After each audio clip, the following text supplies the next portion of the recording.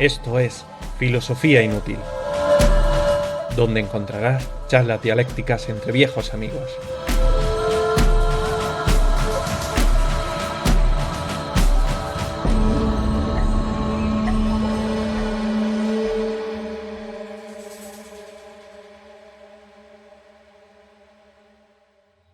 Buenos días, buenas tardes y buenas noches. En el episodio de hoy de Filosofía Inútil, de FI, Juan Carlos y yo vamos a hablar del tema de los agujeros negros.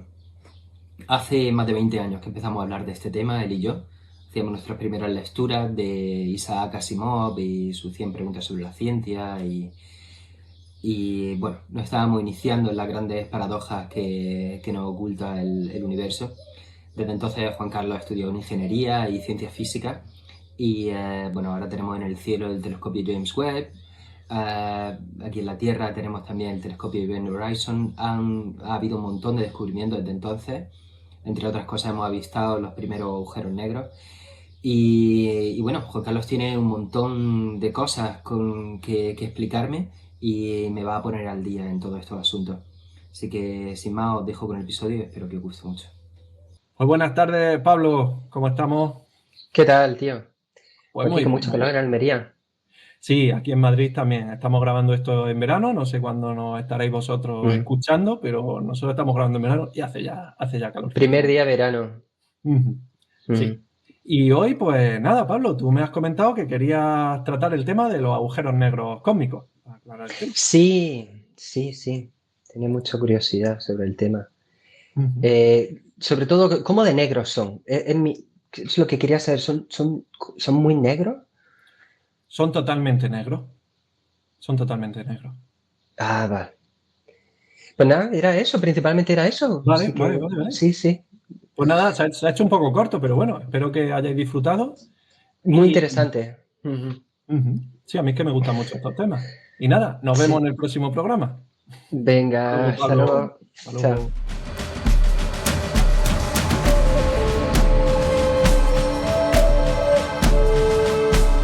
Bueno, Juan Carlos, yo pensaba que yo tenía esta idea sobre los agujeros negros, ¿no? Que eran un poco como el planeta Neptuno, que según tengo entendido el planeta Neptuno no se conocía exactamente, o sea, nunca se había visto en los telescopios, pero alguien se dio cuenta de que no salían las cuentas. El sistema solar tenía que cojear de algún lado si no tuviera otro planeta más, ¿no? Entonces finalmente se descubrió ese planeta. Igual te conoces toda esta historia también. Y yo creía que un poco los agujeros negros eran algo parecido a esto. Si quieres, antes de eso, me gustaría, porque si quieres, un poco para la gente que tampoco tenga absolutamente ni idea de qué es un agujero negro, pues quizá un poco definirlo. Y eso, y cuál es la diferencia entre lo que finalmente vimos a través de la lente del telescopio y lo que se esperaba uno encontrar. Vale, pues mira, lo primero es que, ¿qué es un agujero negro? ¿Vale? Un agujero negro es, todos conocemos, o doy por hecho que conocemos, la gravedad, ¿de acuerdo? Es decir, los cuerpos con masa atraen a otros cuerpos con masa, ¿de acuerdo? Algo que ya descubrió Newton con la gravitación universal, ¿de acuerdo? En aquel momento había como dos campos que no había forma de unir, que era el movimiento de los objetos celestes, de las estrellas, de los planetas, de todo eso. Ya se sabía que el Sol estaba en el centro, ¿de acuerdo? Y el resto de planetas giraba alrededor, eso ya estaba arreglado, digamos, solucionó ese primer problema. Asumido, ¿de acuerdo? Pero era como que la mecánica de las cosas que afectaban a las cosas mundanas, a las cosas terrestres, a las cosas que tenemos en nuestro día a día, no estaba unido con la mecánica que afectaba a los objetos celestes. Y aquí fue donde Newton, la grandísima idea, ¿de acuerdo?, de suponer que los cuerpos con masa se atraían entre sí, ejercían la misma fuerza y sentido contrario uno respecto al otro, ¿de acuerdo? Eso, por un lado, eso explicaba perfectamente el tema de por qué los planetas giraban alrededor del Sol, ¿de acuerdo? En realidad, el Sol también gira alrededor de los planetas, pero de forma muy pequeña. Quiero decir, si tú tienes un objeto muy masivo y un objeto muy poco masivo, este gira alrededor de este, pero este está haciendo pequeños giritos también. Lo que pasa es que, claro, la diferencia de masa es tan grande que muy pequeño, ¿vale? Sí, sí. Que esto está relacionado también con la teoría de los tres cuerpos, ¿no? Que ahora es tan famoso por la Sí, serie de sí, luego si televisión quieres esa. contarme un poquito de la Ajá. teoría del problema de los tres cuerpos, ¿vale? Vale, vale, como Entonces, epílogo, si quieres, a todo esto de lo que pues vamos a hablar. Newton, con su gravitación universal, una ley muy sencilla, un modelo matemático que no es real, ¿vale? Pero que explica un aspecto de la realidad, explicaba tanto el movimiento de todos los planetas, ¿de acuerdo? Que Kepler ya había sacado ciertas reglas que tenían que responder, que veía que respondía al movimiento de los planetas, pero ya esto era la explicación del por qué, del cómo. No solo del cómo, digamos, sino el por qué funciona. Pero es que también explicaba la balística. La ley de gravitación de Newton ya permitía disparar con un mortero con una precisión bastante apreciable. O sea, tenía un montón de implicaciones, ¿vale? Wow, esto sugiere, no es el campo de lo que íbamos a hablar hoy, pero ya tengo tantas preguntas sobre, o sea, cómo se hacían esos cálculos, cómo sabían entonces ya entonces qué masa tenía el Sol, qué masa tenía la Tierra, es decir, con qué cantidades jugaban para poder hacer esos cálculos del equilibrio del sistema solar y del funcionamiento del sistema Es solar que, para comprobar claro, que la teoría de la relatividad, perdón, de la gravedad fuera cierta. Claro, al no tener todavía la ley de la gravitación universal, le faltaba el por qué, pero sí sabían el qué unos cuantos. Por ejemplo, Kepler descubrió que las áreas que barría, imagínate que este es el Sol, ¿vale? Y aquí tenemos un planeta. El área que barre en su movimiento, imagínate, desde aquí hasta aquí, el área que barre, Sí. ¿vale? Pues en una órbita, el área barrida tardaba el mismo tiempo. Es decir, si el objeto está muy lejos, este área, ¿vale? Será el mismo tiempo tardará que si tiene que barrer toda un área más cercana. No sé si me explico. Es decir, cuando está más cerca en su órbita, tiene que ir más rápido. Cuando está más lejos, tiene que ir más despacio. Entonces, sacó la regla matemática que se cumple, que es real, ¿de acuerdo? Que las áreas barridas durante la órbita tienen que tardar el mismo tiempo para igualar la área. O sea, eran reglas de ese estilo, ¿vale? Que te permitían predecir con mucha precisión el movimiento de los planetas, pero eran como reglas un poco artificiosas, ¿sabes? Un poco, vale, ok, sí, es cierto, se cumple, pero ¿por qué? Porque tienen que... Y en cambio, Newton, el que gracias a la gravitación saca una fórmula que ya explica eso de una forma mucho más profunda, que si esa ecuación la trabaja, produce el mismo corolario, el mismo resultado, quiere decir que las áreas barridas son las mismas y tal, pero es lo que había antes y lo que desarrolló Newton. ¿Cuál fue el tema? Que con la ecuación con la gravitación universal de Newton, se descubrió que había algunos movimientos de algunos planetas, Saturno, ¿vale? Pues en concreto, que era el último planeta, Saturno es el último planeta visible, ¿vale? Pues la órbita de Saturno tenía perturbaciones que no estaban explicadas, que no quedaban justificadas, ¿de acuerdo? Y que quedaban justificadas si metía un planeta adicional. Esa es la clave, ¿vale? Entonces, por eso se sabía o se sospechaba que tenía que existir otro planeta más, pero todavía no se había descubierto. Pero tú metías al azar, digamos, empezaba a meter... Voy a imaginar un planeta que hay en esta órbita. Pues si tuviese masa tanto y estuviese en la órbita tal, ahí va, esto ya hace que Saturno vaya Esto ya correctamente. Funciona. Vale. Supongo que ya Plutón y todo el resto de piedrecitas del cinturón de asteroides, todo eso no tiene tanta masa como para realmente tener pues Plutón no influencia. No sé si afecta a la órbita de Urano o no, ¿vale? Y si llegó a descubrirse porque se le estaba buscando. Pero lo desconozco, pero muchas veces sí que se descubren estos temas, ¿vale? Y con los agujeros negros, que lo estabas preguntando antes, claro, lo que ocurre con los agujeros negros es que se descubren estrellas que están girando alrededor de algo sin que haya nada. Tiene que haber una masa, pero no se ve, ¿vale? O ha perdido la cabeza la estrella completamente. Ya está, ¿no? ¿sabes? Y estaba mal todo lo de Newton, que también podría ser, pero bueno.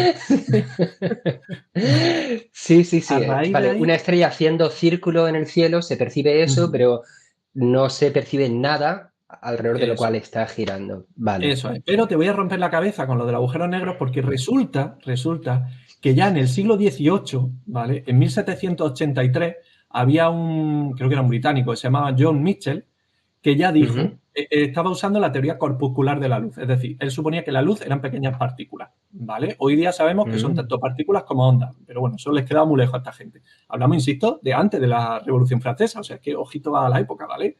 Iban con sus tricornios y con lazos en los calcetines y las medias y esas cosas, ¿vale? Pues un tipo de ese plan dijo, con la ley de gravitación de Newton, dijo, bueno, pues si empiezo a meter mucha masa en un cuerpo, la fuerza de la gravedad puede ser tal que las partículas de luz no puedan escapar, porque hay una cosa que se llama la velocidad de escape. Cuando tú estás sometido a la gravedad de un cuerpo, ¿vale? Si tú tienes cierta velocidad, pues caes, ¿de acuerdo? En el cuerpo. Pero conforme va aumentando la velocidad, llegas más lejos hasta que caes, ¿de acuerdo? Hasta que llega el punto que si sales con suficiente velocidad y no hubiese rozamiento atmosférico ni cosas de ese estilo, podrías llegar a escapar, es decir, a no caer jamás de nuevo en ese cuerpo gravitatorio. Cuando la energía cinética, que es la energía por la velocidad de los cuerpos, es igual a la energía potencial gravitatoria, pues ya está, ya llegaría hasta el infinito, ¿de acuerdo? Claro. Por tanto, eso se llama la velocidad de escape. En la Tierra, para que tengan unos números, son 11 kilómetros por segundo.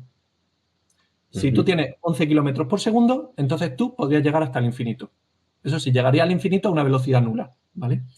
Pero llegaría al infinito. Si tienes más velocidad, bueno, pues te escapa igual, pero llegas más rápido, digamos, con más rápido.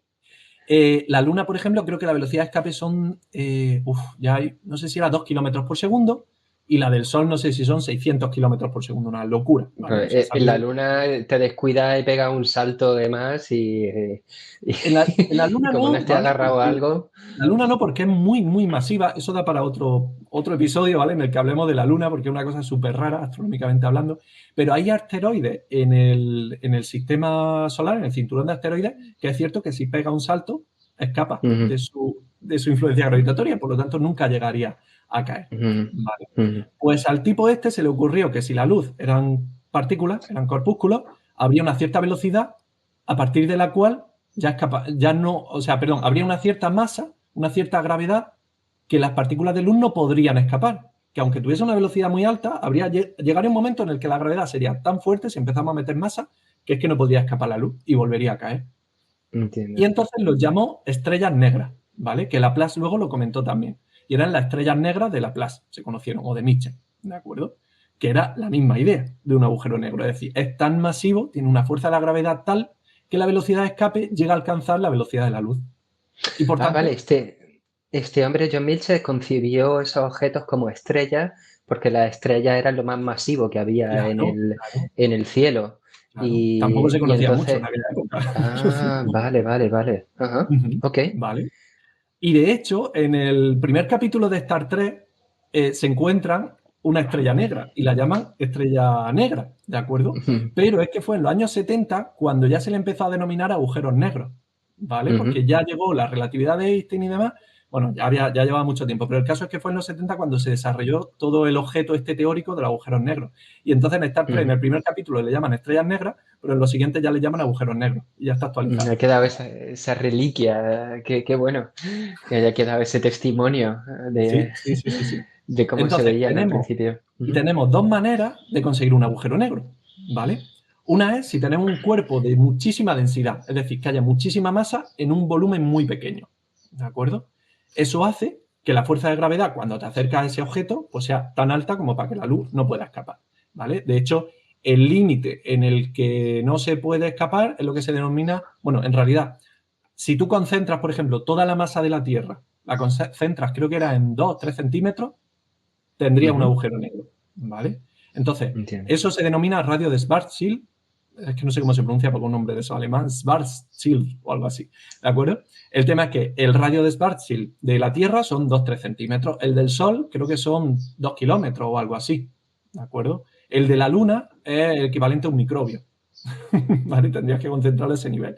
Entonces, cualquier objeto o cualquier masa que condense lo suficiente puede ser un agujero negro, en teoría, al menos en teoría. Otra cosa es cómo llega a eso, a condensarlo. Y otra manera es si juntas suficiente masa. Yo cuando estaba en el instituto y me dieron la teoría de gravitación de Newton, me acuerdo que me puse a echar cuenta de, porque ya conocía los agujeros negros, ¿no? Lo había visto, yo qué sé, en internet no, porque en aquella época no teníamos esas cosas, pero no sé dónde lo había escuchado. Y me puse a echar cuenta y resulta que si cogía y juntaba agua que ocupase todo el sistema solar, una esfera del tamaño del sistema solar de agua, que es densidad 1, quiero decir que tampoco es que sea una cosa muy loca, ya conseguía el radio de Schwarzschild. O sea, ya conseguía un agujero negro de agua, ¿vale? Eso sí, claro, es una cantidad de agua ridículamente grande, pero bueno. Entonces tiene esas dos maneras. El caso es que los agujeros negros eran un objeto teórico, digamos. Era un ejercicio, un experimento mental, ¿vale? Usando las reglas que tenía y demás, ¿de acuerdo? Y como tú decías, claro, algunos decían, pues vamos a buscarlos porque tienen que estar y demás, pero no se sabía tampoco muy bien cómo podían llegar a generarse, ¿vale? El caso es que ya se empezó a descubrir con la astronomía que había indicios, ¿vale? Pruebas indirectas de la existencia de agujeros negros, por lo que te digo, por estrellas que se movían de forma que solo quedaba justificada por agujeros negros.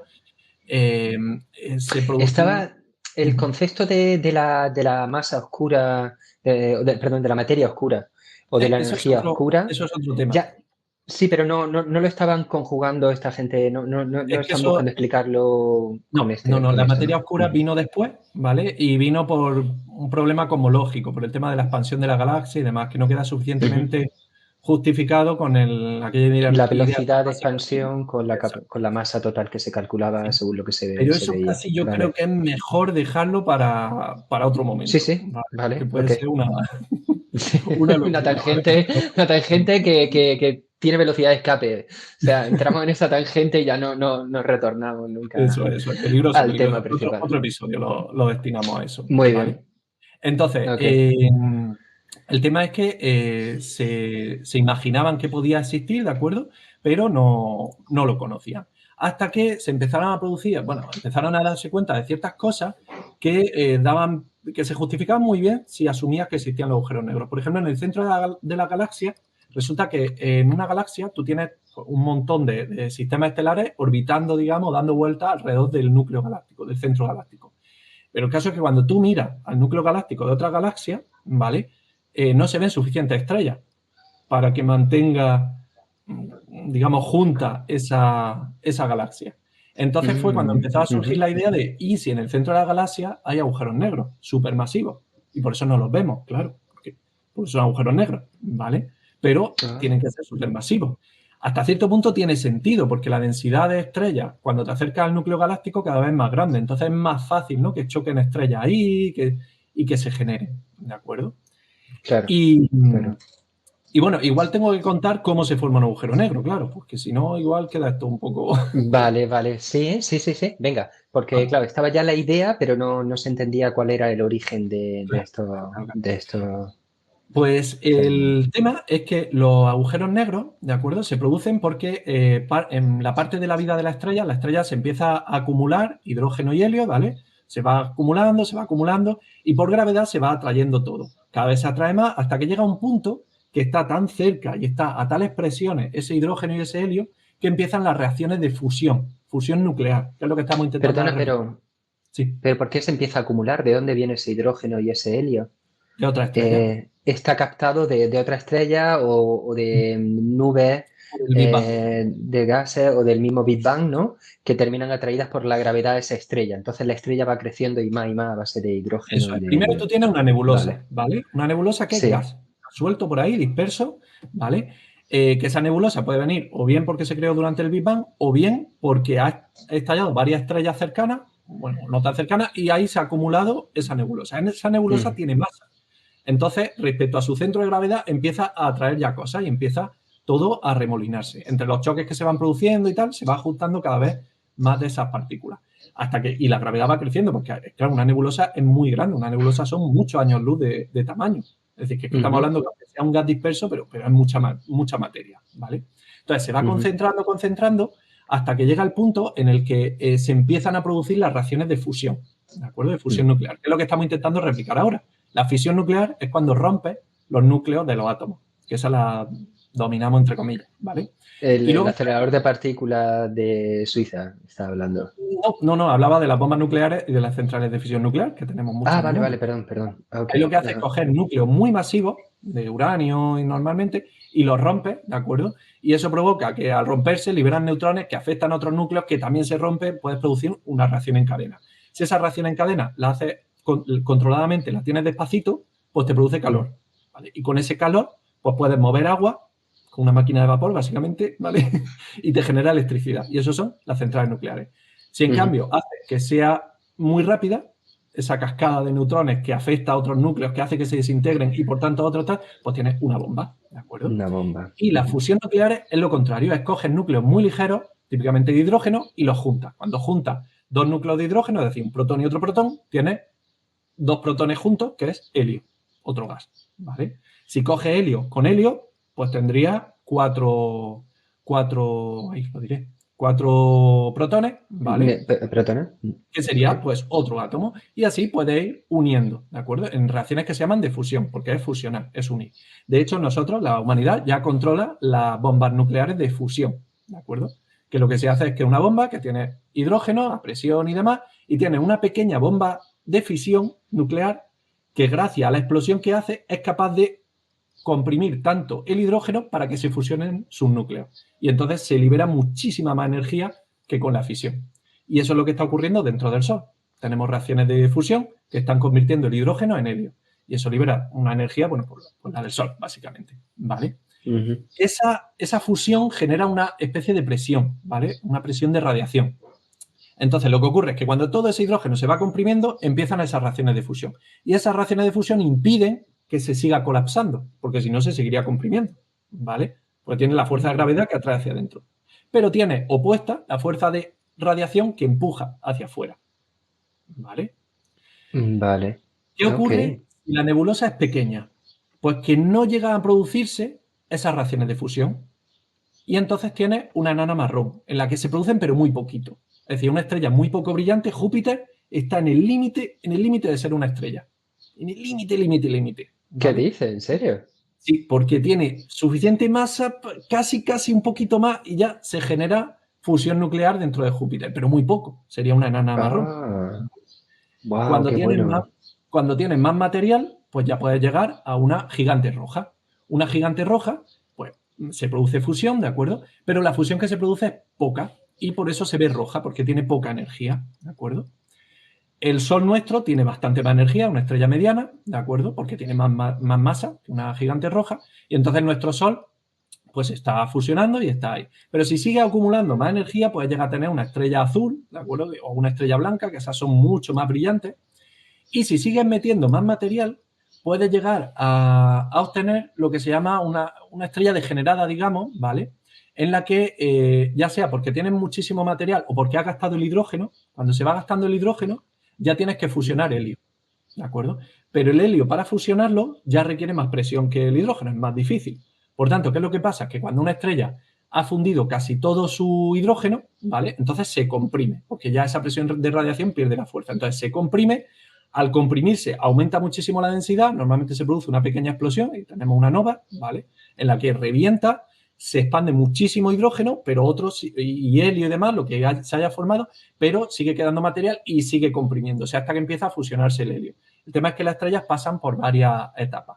Bueno, pues hay un punto cuando se produce una compresión tan grande que se alcanza el radio de Schwarzschild, que lo que ocurre es que ya no puede escapar nada, ni siquiera la luz. Y por tanto ya ahí tenemos un agujero negro. ¿Qué es lo que ocurre dentro? No tenemos ni idea. No tiene sentido preguntárselo en realidad. Porque no puede escapar nadie, nada. Nada, no escapa la luz, nada puede viajar a más velocidad que la luz, entonces, por definición, no escapa nada de ahí. Y esa es la clave, ni siquiera la información. Por tanto, como no puede escapar nada, no tiene información de lo que hay dentro. El universo que hay dentro del agujero negro, dentro del horizonte de sucesos, el horizonte de sucesos es, digamos, la superficie imaginaria donde la velocidad de escape es igual a la de la luz. Es decir, si algo está fuera del horizonte de sucesos, todavía puede escapar, ¿vale? Pero si está dentro, se acabó, no puede escapar. Entonces, dentro del horizonte de sucesos no sabemos qué hay. Ni podemos saberlo, ni vamos a poder saberlo, ¿vale? Está bloqueado. Ok, vale. Y entonces todo esto todavía eran constructos teóricos, sí, ¿no? Estamos todavía en los años 70 y entonces la teoría de la relatividad ya empieza a cobrar más fuerza, empieza a integrarse con esta idea cosmogónica, ¿no? Cósmica y cosmológica, gracias. Y entonces empieza a ya desarrollarse la idea de cómo puede cómo puede crearse el agujero Eso. negro. Y esto es este Entonces, proceso que nos has claro, contado, entonces ¿no? empiezan a Mm, recabarse datos que nos avisan de que es muy posible que en todas las galaxias, o prácticamente todas, haya un gigante, o sea, agujeros negros gigantes supermasivos. Cuando hablamos de supermasivos, son de millones de masas solares, ¿vale? Y que ujú, pueden medir 1 o 2 años luz, lo cual para un agujero negro es una locura. O sea, ya he dicho que el Sol, para que fuese un agujero negro, serían 2 o 3 kilómetros. O sea, imagínate uno de 1 año luz. Una locura, aunque no es detectable, claro. Entonces ya empieza a haber ujú, sugerencias indirectas, ¿vale? Por otro lado, también se imaginan, echan cuenta y demás los físicos, que ese agujero negro sigue atrayendo material, ¿vale? El material al ujú, acercarse forma un disco de acreción de material que va acercándose, cayendo en una órbita que cada vez es más cercana hasta que llega, ¿no? Y ujú, ese material se acelera muchísimo y al acelerarse emite radiación muy energética, ¿vale? Además, se produce un ujú. efecto que es que también hay material que al acercarse es como que se va para los polos, para la parte de arriba y de abajo, por decirlo así, y entonces sale disparada, ¿de acuerdo? Y eso serían los púlsares, ¿vale? Que son como pues pulsos que recibimos de galaxias lejanas, que son muy, muy energéticos y muy dirigidos, que tiene sentido si lo explicas con un agujero negro, pero todavía no había pruebas definitivas del agujero negro, ¿vale? Todo Vale, encajaba vale. con la Entonces, teoría, ujú, ya no es solamente el agujero negro que se veía, o sea, ese vacío sobre el cual orbitaban algunas estrellas, sino que esos púlsares, que por lo que me cuenta correcto, es como que la energía que empieza a circular alrededor del agujero se descarrila, se va hacia los polos algo y así, entonces en los exactamente, polos claro. Ujú. se crea una línea más recta y entonces ya tenemos formas más directas de detectar los agujeros. Eso. ¿Esa fue la primera forma en la que se Eh, detectan de manera empírica los agujeros negros? ¿Cuál No, no. sería Estos siguen siendo pruebas indirectas. Hay otra, por ejemplo, es muy común en el universo que haya estrellas binarias, es decir, dos estrellas que se forman a la vez y una gira respecto a otra. Pero cuando una es mucha más masiva, ¿vale? Hay veces que llega a capturar material de la otra. Entonces el material de la otra cae en la otra estrella. Si cae suficiente Ujú, material, la otra estrella, que inicialmente era una estrella, se puede convertir en un agujero negro. O incluso pues, puede, en su vida normal de estrella, puede llegar a convertirse en agujero negro, pero seguir capturando material de la otra. Entonces muchas veces se veían binarias en las que había una cosa ahí brillando, pero que no era una estrella, que era un disco de acreción de un agujero negro, pero no se veía claramente. Entonces, la ujú. primera prueba real que se tuvo, ¿vale? Fue la de la galaxia M87, que esa está a 55 millones de años luz, es decir, está llegando todavía la luz de cuando ya no quedaban dinosaurios, acababa de caer el meteorito y demás, ¿vale? O sea, nosotros estamos viendo esa galaxia en aquel momento. Que está, Ujú. y esa fue como la primera prueba, que es una foto preciosa en la que se ve el agujero negro y el disco de acreción alrededor, ¿vale? Que se ve en rojizo y tal, que es la imagen que podéis buscar, que se puede buscar en internet, ¿vale? Esa Ujú. fue la prueba definitiva de estamos viendo un agujero negro. Y luego, al poco tiempo, con el telescopio Event Horizon, ya se sacó la imagen de Sagitario A, ¿vale? Que está en el centro de nuestra galaxia, ¿de acuerdo? A Mm. 4 millones de años luz, y que está, perdón, a 20 y pico mil millones, a 20 y pico mil años luz, ¿de acuerdo? Y que esta fue ya la confirmación. Entonces ahora mismo hemos sacado dos imágenes de agujeros negros que ya se ve que son agujeros negros, ¿de acuerdo?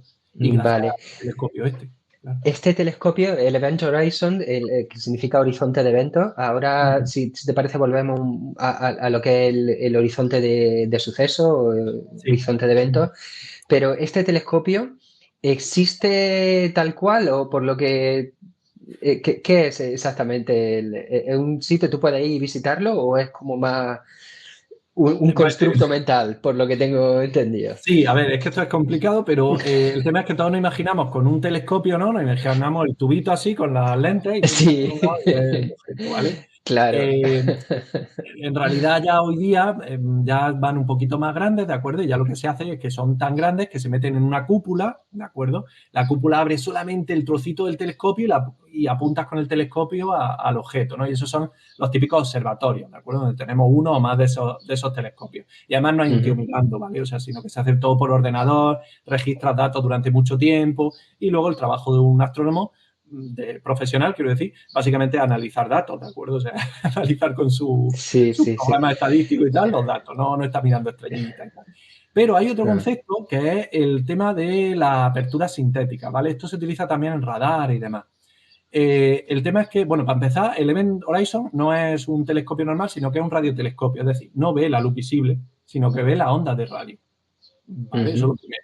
Entonces, cuando vemos las imágenes de agujeros negros, no son imágenes reales en espectro visible, sino que son ondas de radio, lo que estamos recibiendo, lo que pasa es que luego le ponemos colorinos para verlo Bueno, nosotros. eso, claro, yo esto lo descubrí por mi amigo Mark Westmocquett, amigo maestro, él forma parte de mi sangha budista en Londres, él era astrofísico.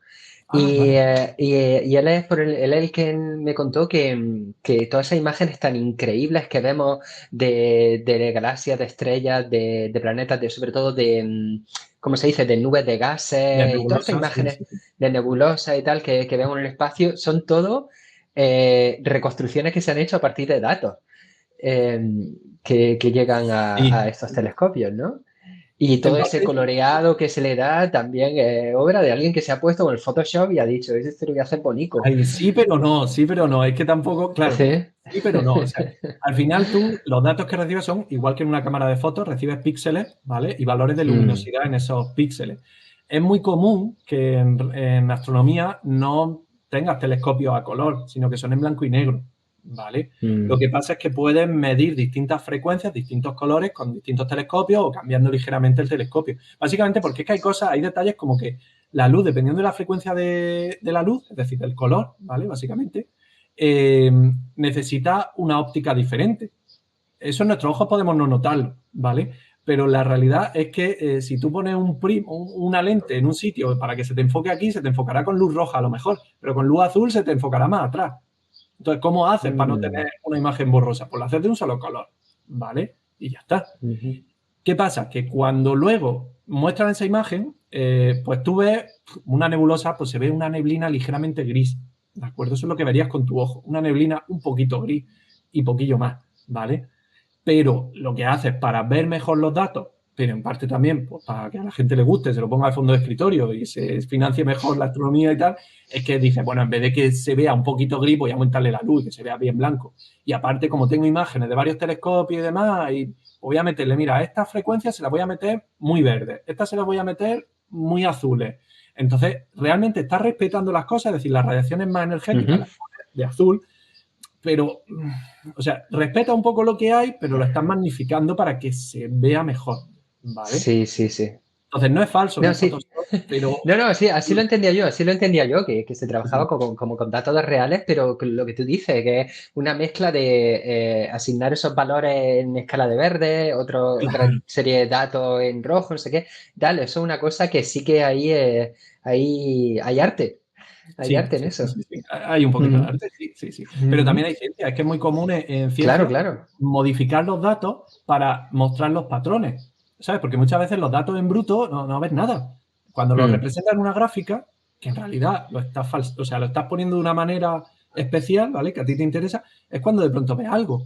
Cuando magnificas mm. diferencias, a lo mejor ves otras cosas. O sea, en el fondo buscamos patrones y No, pero no, absolutamente. O sí, sea, sí. pero es que el mismo lenguaje es eso. El mismo lenguaje limita el objeto que describe, pero porque necesitamos limitación de alguna forma. Necesitamos diferenciar una cosa de la siguiente y Hablaremos un bueno, eso episodio también del es muy tema de. interesante. Hablaremos un Sí, episodio del sí, sí. tema del conocimiento, porque lo de que tengamos un cerebro de 1,5 kg que nos dé para ver agujeros negros en el centro de nuestra galaxia, me parece Total, el tema de la representabilidad del universo y del signo y todo esto, sí. una locura absoluta. Y el tema, te Vale. estaba contando lo del telescopio este, ¿vale? Es un Sí. radiotelescopio, pero no solo es un radiotelescopio, sino que en realidad es una red de radiotelescopios. Lo que hace es que en distintos puntos del planeta tienes distintos radiotelescopios. Además, los radiotelescopios no son el típico telescopio que es un tubo, sino que son más una parábola que recibe la esta y va allí. Pero es que es más, es que los radiotelescopios ni siquiera son eso, sino que los radiotelescopios muchas veces son un montón de parábolas alineadas que eso en alguna imagen la habrás visto en internet, ¿no? Que se ven con muchos telescopios, digamos, muchas antenas Sí. puestas en paralelo. Lo que están haciendo con eso es lo que se denomina apertura sintética. Y es que tú capturas una onda muy grande, como es la onda de radio, la capturas en varios puntos diferentes. Y eso a través de un proceso matemático, estos los ingenieros de telecomunicaciones son la leche, que son los que descubren estas cosas y los que hacen estas cosas, ¿vale? Puedes componer la onda a través de cogerla en varios puntos y eso hace que simule como si tu antena, digamos, fuese tan grande como todos los telescopios que estás cogiendo. Es como si para Sí. ver un tigre, ¿vale? pues tú puedes verlo a través de un agujerito de 1 centímetro. Y tú puedes ver el tigre a través de 1 centímetro. Pues si tú miras 1 centímetro el tigre, pues tú ves pelo naranja, algún pelo negro y dices, pues bueno, pues no sabes qué es un tigre. Pero si tú coges puntos del tigre suficientes y en varios sitios, ¿vale? Al final puedes componer la imagen del tigre. Un ejemplo que... Sí, aunque no lo veas completamente. No, sí, te sigo, sí. ¿Vale? Y esto es lo Claro, que se le llama apertura sintética. Entonces, esto es el Event Horizon, ¿vale? Tú lo pronuncias mucho mejor, ¿vale? Es una red de telescopios en todo el planeta que hacen que todo el planeta es como si fuese el tamaño de la antena. wow. Y eso es lo que nos permite ver tan lejos. Wow. Pero, wow, vale. Sí, no, pues mira, era diferente como lo había entendido. Es un solo, digamos, es una sola red de telescopios. Esa red de telescopios se dedica únicamente a esto, ¿no? ¿O está coordinada Yo creo que no, que para... yo creo que se coordina a quiero veces decir, para... por ejemplo, el observador de aquí del Calar Alto se puede poner de acuerdo con un observatorio Sí. en Hawái y entonces los dos formar parte de esta red de Si Event Horizon. están trabajando en las mismas frecuencias Vale. y están Ajá. apuntando al mismo objeto, porque sí, efectivamente. Entonces se ponen de acuerdo y Vale. dicen, Ujú. oye, vamos a capturar durante esta semana tal punto, tal, en la frecuencia no sé qué, si tu telescopio lo admite, evidentemente. Y entonces, pues, permite formar esta red. De hecho, si se pudiese, todavía no estamos en ese punto, ¿vale? Pero si se pudiese hacer toda una órbita de telescopio, por ejemplo, del tamaño de la órbita de la Tierra, podrías tener el equivalente a una antena del tamaño de la órbita terrestre. Claro. Esto de la apertura sintética se utiliza en usos mucho más mundanos, por ejemplo, en el mundo de los aviones, ¿de acuerdo? Los aviones de vigilancia tienen a veces radares de apertura sintética. Ahí lo que hace, en lugar de utilizar muchas antenitas de radar, ¿vale? Y entonces luego que te sirva para hacer, como si tuviese un radar gigante, lo que hace es que como el avión se está moviendo, pues toma imagen aquí, aquí, aquí, aquí, aquí y aquí. Luego la suma y es como si tuviese una antena de todo ese recorrido. Y entonces, un avión con una antena relativamente pequeña es como si fuese una antena gigantesca, ¿de acuerdo? Entiendo. Y con esto pues puedes conseguir uso muy, muy interesante. Por ejemplo, hay una cosa que se está estudiando, sobre todo para aviación, para vigilancia de frontera y demás, que es que con radares de apertura sintética que estén en la frecuencia correcta, ¿vale?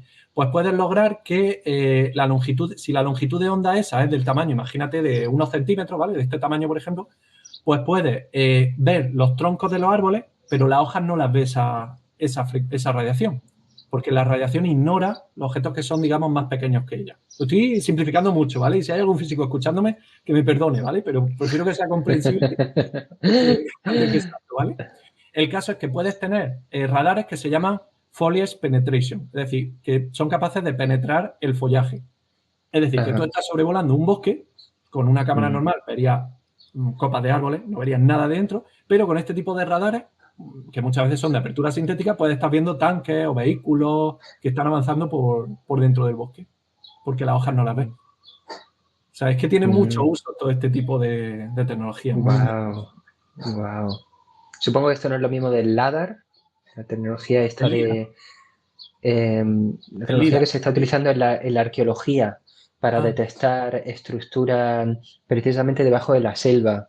Se está utilizando para eso, poder observar desde el aire dónde excavar antes de hacer expediciones. Pues supongo que puede ser. El tema es que la radiación, ¿vale? Tanto la luz como todo tipo de radiaciones tiene una longitud de onda y una frecuencia asociada, ¿vale? Y la longitud de onda, digamos que si la longitud de onda es grande, necesita una antena muy grande, es cierto, pero el caso es que puedes penetrar objetos más pequeños. Entonces, si utilizas un radar de una longitud de onda suficientemente grande, puedes penetrar en la superficie terrestre hasta una cierta profundidad. Pero, claro, necesita una antena muy grande y eso en el aire no es fácil ponerlo. Por eso, los radares de apertura sintética utilizan esto. Por ejemplo, el microondas. Un ejemplo muy sencillo de esto, ¿vale? El microondas. Tú ves el objeto girando dentro del microondas, pero las ondas de microondas no se salen del microondas, si no te calentarían, notaría el calorcico saliendo, ¿vale? Y no lo notas, ¿vale? Calienta solo de dentro. Porque la longitud de onda de la onda de microondas es muchísimo más grande que la luz visible. La luz visible son nanómetros. Entonces, los nanómetros, por supuesto, pasan por los agujeritos que hay en el microondas y te llegan a tu ojo y tú ves lo que hay dentro. Pero la radiación de microondas no pasa por esos agujeritos. Entonces, se queda confinada. Para ella, esa pared con agujeros en realidad es lisa, no tiene agujeros y rebota dentro. ¿Vale? De hecho, la longitud de onda de la onda de microondas se puede ver muy bien si pones un plato llano y pones, por ejemplo, queso y lo calientas mucho, ¿vale? Al final, esas ondas van a estar rebotando dentro del microondas y se van a formar puntos donde se concentran varias ondas y se suman y puntos donde se anulan los distintos rebotes de la onda y es cero. Por eso gira el plato, ¿vale? Pues si no girase, pasaría lo que te digo. Si tú, de alguna manera, deshabilitas o impides que gire, pones un plato, por ejemplo, con eso, con queso, ¿vale? Y le das ahí 2-3 minuticos bien para que se funda el queso, sin girar, va a haber unos puntos donde el queso está diferente a otros puntos, y en los puntos donde no se ha calentado porque se anula la onda y los puntos donde se ha calentado más. Claro, así se inventó el queso suizo, ¿no? Tengo entendido, el de los agujeros, ¿no? Eso vino por los agujeros negros. Claro, por el acelerador de partículas que ha creado agujeros negros en el queso suizo, claro. Todo tiene lógica ahora. Yo estoy aprendiendo muchísimo, Juan Carlos. No sabía que culinariamente no sabía que iba a ser tan rico este. Sí, ya mirará el microondas de otra manera. Esta charla. Con mucho más respeto, de verdad, y curiosidad. Ya, en vez de ponerlo a calentar, me voy a quedar mirándolo. A ver si encuentro esas diferentes partes, a ver dónde Yo creo que lo hemos ido otra vez mucho por las ramas, pero bueno, tú me estás presentando el telescopio y creo que ya queda claro, ¿no? Es una red sí, efectivamente. A nivel mundial, ¿vale? Esto en cuanto a la metodología, ¿no? que se ha utilizado para estudiar los agujeros negros, para teorizarlos, para descubrirlos, para observarlos. Ahora ya, bueno, ahora sí que es más común. Hace poco vimos cómo sale la noticia de un agujero negro comiéndose a otro agujero negro, la confirmación del agujero negro en el centro de la galaxia. O sea, ya sí que tenemos, yo no sé si es por el James Webb o por qué, pero sí que tenemos mucha más información de agujeros negros que llega a la prensa y eso, quiero decir. Entonces, esto con respecto a la metodología, pero quedan dos cosas súper claves. Bueno, quedan 1000 cosas, pero hay dos conceptos que es que a mí me parecen los más poéticos, los más bonitos, y que son el horizonte de suceso y la singularidad. Entonces, no sé por dónde quieres empezar. Vale, ok. El horizonte de sucesos es más sencillo, ¿vale? El horizonte de sucesos, de acuerdo. Vale. El horizonte de sucesos no es más que la frontera a partir de la cual ya no escapa nada. Ya está. Simplemente eso. Si algo traspasa el horizonte de sucesos, se acabó, no puede volver. E insisto, como nada puede ir más rápido que la velocidad de la luz, ni siquiera la información, no puedes saber jamás lo que ocurre ahí. De hecho, hay 1000 vídeos por YouTube, ¿vale? Que te explican qué es lo que pasaría si cayese en un agujero negro, ¿no? Y eso está muy relacionado con el horizonte de sucesos. Para empezar, cuando te acercas al agujero negro, los gradientes gravitatorios serían tan grandes que seguramente te despedazarían. ¿Vale? ¿Los qué, perdón? Gradientes. Gradientes cuando hay un cambio en un valor físico, ¿de acuerdo? En el espacio. Entonces, ¿qué ocurre? Que imagínate, aquí tienes el horizonte de sucesos de un agujero negro. Justo en el horizonte tendrá una gravedad altísima, la máxima, ¿vale? Porque ahí está el horizonte de sucesos. Pero cuando te va alejando va disminuyendo la gravedad. Si fuese igual, pues el horizonte de sucesos sería más grande. Y si fuese aumentando, qué locura, o sea, sería al revés, ¿vale? Entonces va disminuyendo conforme te aleja. Eso pasa en cualquier objeto con masa. Quiero decir, la Tierra lo mismo. La gravedad aquí no es la misma que en la estación espacial. En la estación espacial es una décima menor. Es muy poco, porque está solo a 400 kilómetros. Pero si te vas a la Luna, la gravedad de la Tierra en la Luna es ya muy bajita, ¿vale? Conforme te aleja.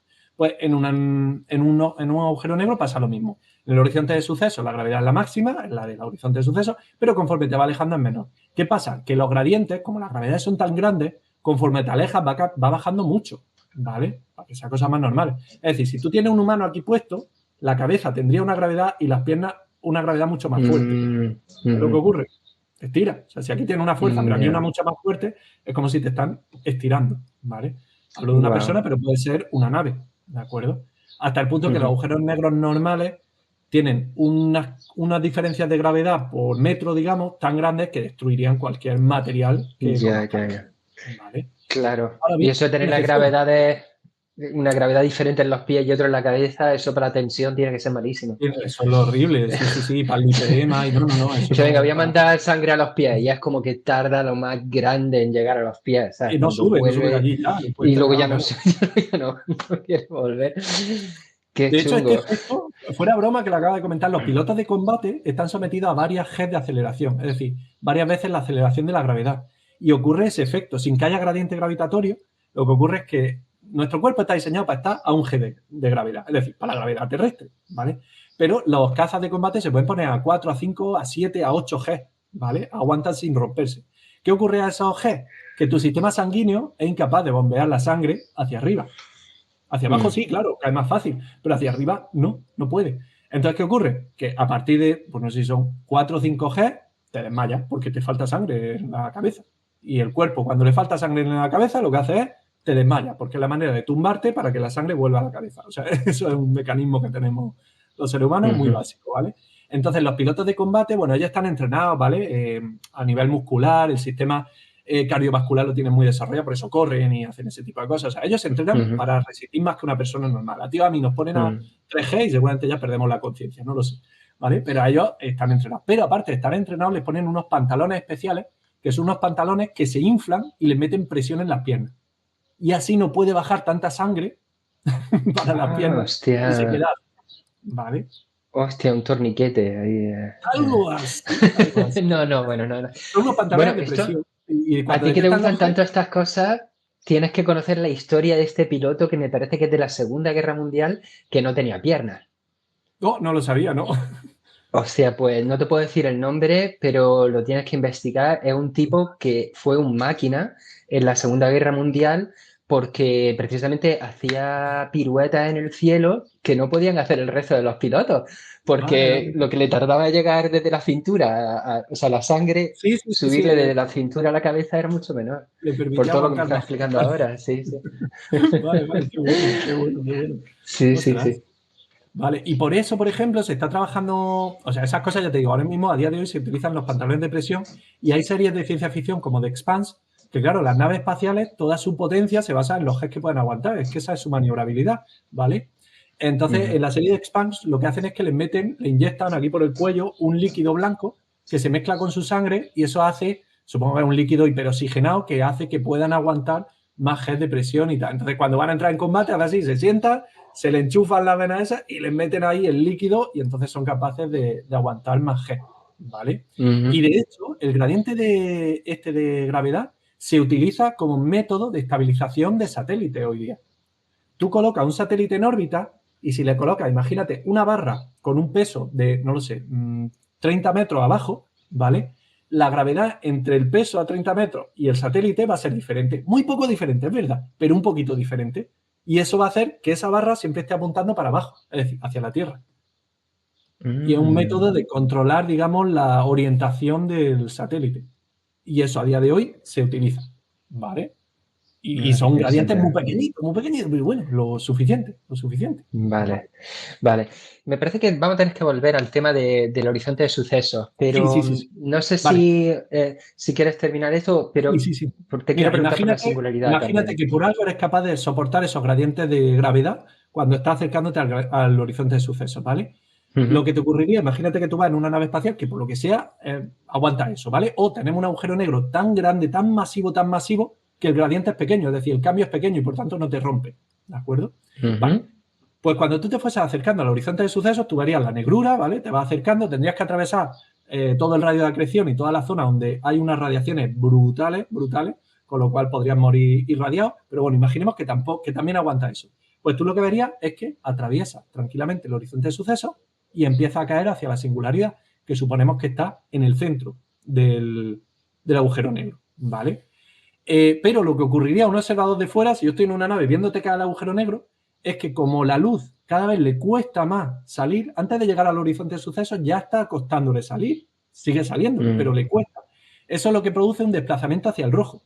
Entonces yo vería que tú, por un lado, te vas volviendo como más rojo, hasta que ya no sería rojo, sino que sería infrarrojo. Y si sigue, pues ya en vez de infrarrojo sería microondas. Y seguiría. Y además me ves como a cámara lenta, ¿no? Claro, porque también se producen los efectos relativistas en el que por la gravedad el tiempo transcurre más lento para ti. Entonces yo te vería a ti que poco a poco es como que te vas congelando. Tu imagen se iría congelando y yendo hacia el rojo.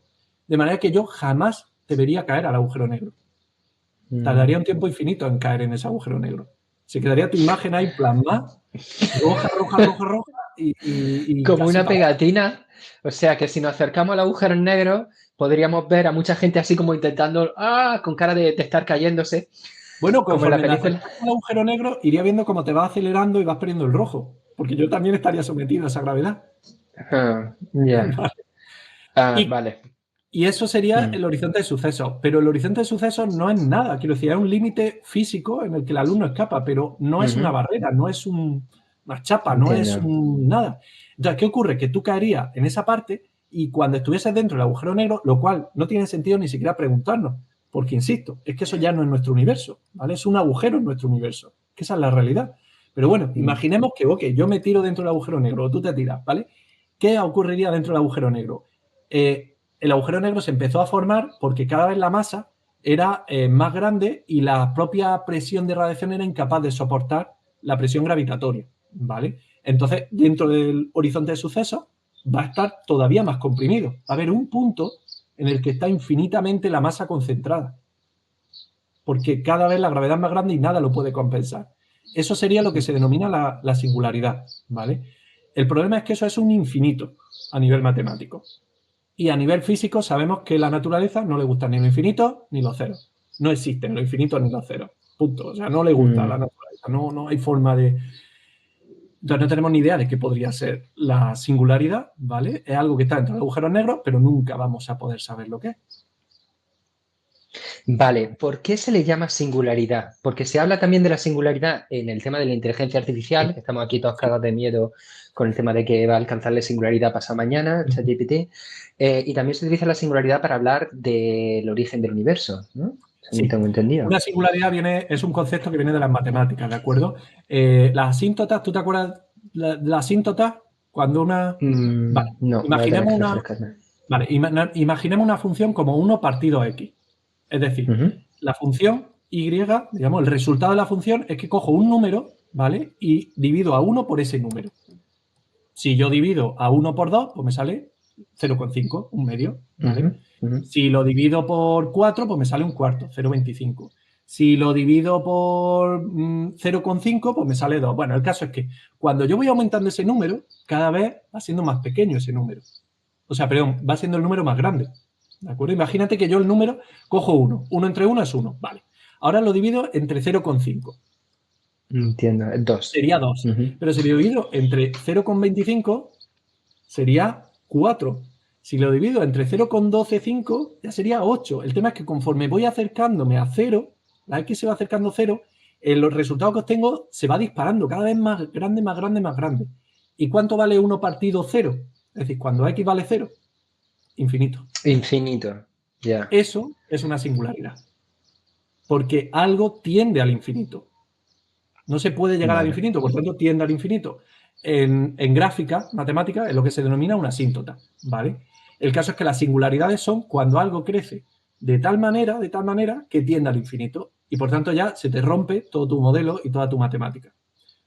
Con la inteligencia artificial, ¿qué es lo que ocurre? Que una vez que desarrolla la conciencia de la inteligencia artificial, a partir de ahí su crecimiento se dispara en velocidad y cada vez más rápido y por tanto tenemos una singularidad porque tiende al infinito. No sabemos qué puede ocurrir una vez que genere la conciencia. En realidad este infinito Entiendo. es a nivel social, a nivel, ¿vale? De conciencia, pero De bueno, lo que es un. podemos concebir que Claro, puede llegar a alcanzar eso, exacto. aunque materialmente vaya a estar limitada Exacto, por el exacto. hardware. Pero en nuestra mente Ujú. eso se dispara hasta un nivel tan grande que ya perdemos todo tipo de capacidad de previsión o de cálculo. En el agujero negro ocurre porque eso, porque es que porque la masa se va a seguir concentrando, no hay nada que pueda soportar tanto y se va a seguir concentrando. ¿Hasta qué punto se va a concentrar? ¿Hasta que tenga diámetro cero? Una bolita de diámetro cero. Es que eso es ridículo, pero es a lo que tiende, ¿no? ¿Dónde está el límite? Pues tenemos una singularidad. Y por eso cuando se habla de singularidad en física o en cualquier campo se refiere a esto, a un crecimiento tan grande que te rompe cualquier modelo matemático que haya hecho. Pero sabemos que Ujú. nuestro modelo matemático no es la realidad, o sea que algo tiene que ocurrir, evidentemente, pero es que no tenemos ni idea, claro, de qué puede Ujú. ser. Y eso es la singularidad. Mm. Mm. Interesante. Bueno, ¿hay diferentes tipos de agujeros negros? ¿O es todo más o menos? Bueno, por lo que me estás contando, si un agujero negro es lo suficientemente grande, Uh -huh. entonces los gradientes también Y no son realmente. grandes, por los cuales sería más fácil entrar en el tema en el agujero negro, o por ser el agujero negro más grande emiten más radiación y entonces es más mortal en ese otro sentido, aunque no nos No, no, no, no, no. aplaste No, en realidad al revés. eh, Cuanto más grande el al agujero revés, negro, serían más suaves más los le gradientes cuesta. gravitatorios, emitiría menos, porque el disco de Ajá, acreción ese que se forma, que es en realidad material que hay por ahí o de otra estrella o lo que sea, que está cayendo. Y se acelera mm, tanto por los gradientes que despide muchísima radiación. Pero en realidad uno ah, muy, muy vale. grande no despediría tanto. Y Ujú, sería ujú. casi indetectable en realidad. Yo sé, y si lo tenemos además alejado de una de galaxia o de cosas que vaya chupándose y que vaya generando radiación con la velocidad que está describiendo, Pues sería entonces sí que indetectable. sería teóricamente posible mandar un conejillo de India ahí dentro. Eso es, y se podría Ajá. hacer. Lo que pasa es que, según los modelos actuales que tenemos, ¿cómo se va a formar lejos de estrellas? Quiero decir, a cuento de qué se va a formar un agujero negro. Claro, Pero, porque se la ha chupado ya todas. hombre, pero Sale más todas, solo que la todas, una. ya, pero va tardando un tiempo. O sea, no sé si me Ya, explico. ya. Una galaxia, para que el agujero negro se llegue a tragar toda su galaxia, igual en el tiempo que le queda al universo no llega a ocurrir, ¿vale? Porque siempre habrá cosas que estén más lejanas, que tarden más en caer. Entonces, Ajá. el agujero negro matemáticamente a nivel gravitatorio se comporta como cualquier objeto. Quiero decir, tú puedes estar orbitando un agujero negro y ya está. Y no pasaría nada. El problema es cuando te acercas. Pero si estás lejos, pues está orbitando como si fuese una estrella. A nivel matemático, deforma el espacio con la gravedad, a través de la gravedad y punto. Y no, Entonces, no se han descubierto agujeros negros fuera de galaxias? no se han descubierto, pero porque, insisto, no tiene, con nuestros conocimientos actuales, no tiene sentido que se formen fuera de galaxias. Porque es Mm, que, claro, se forman normalmente por estrellas muy masivas que colapsan como agujeros negros y luego va cayendo más material.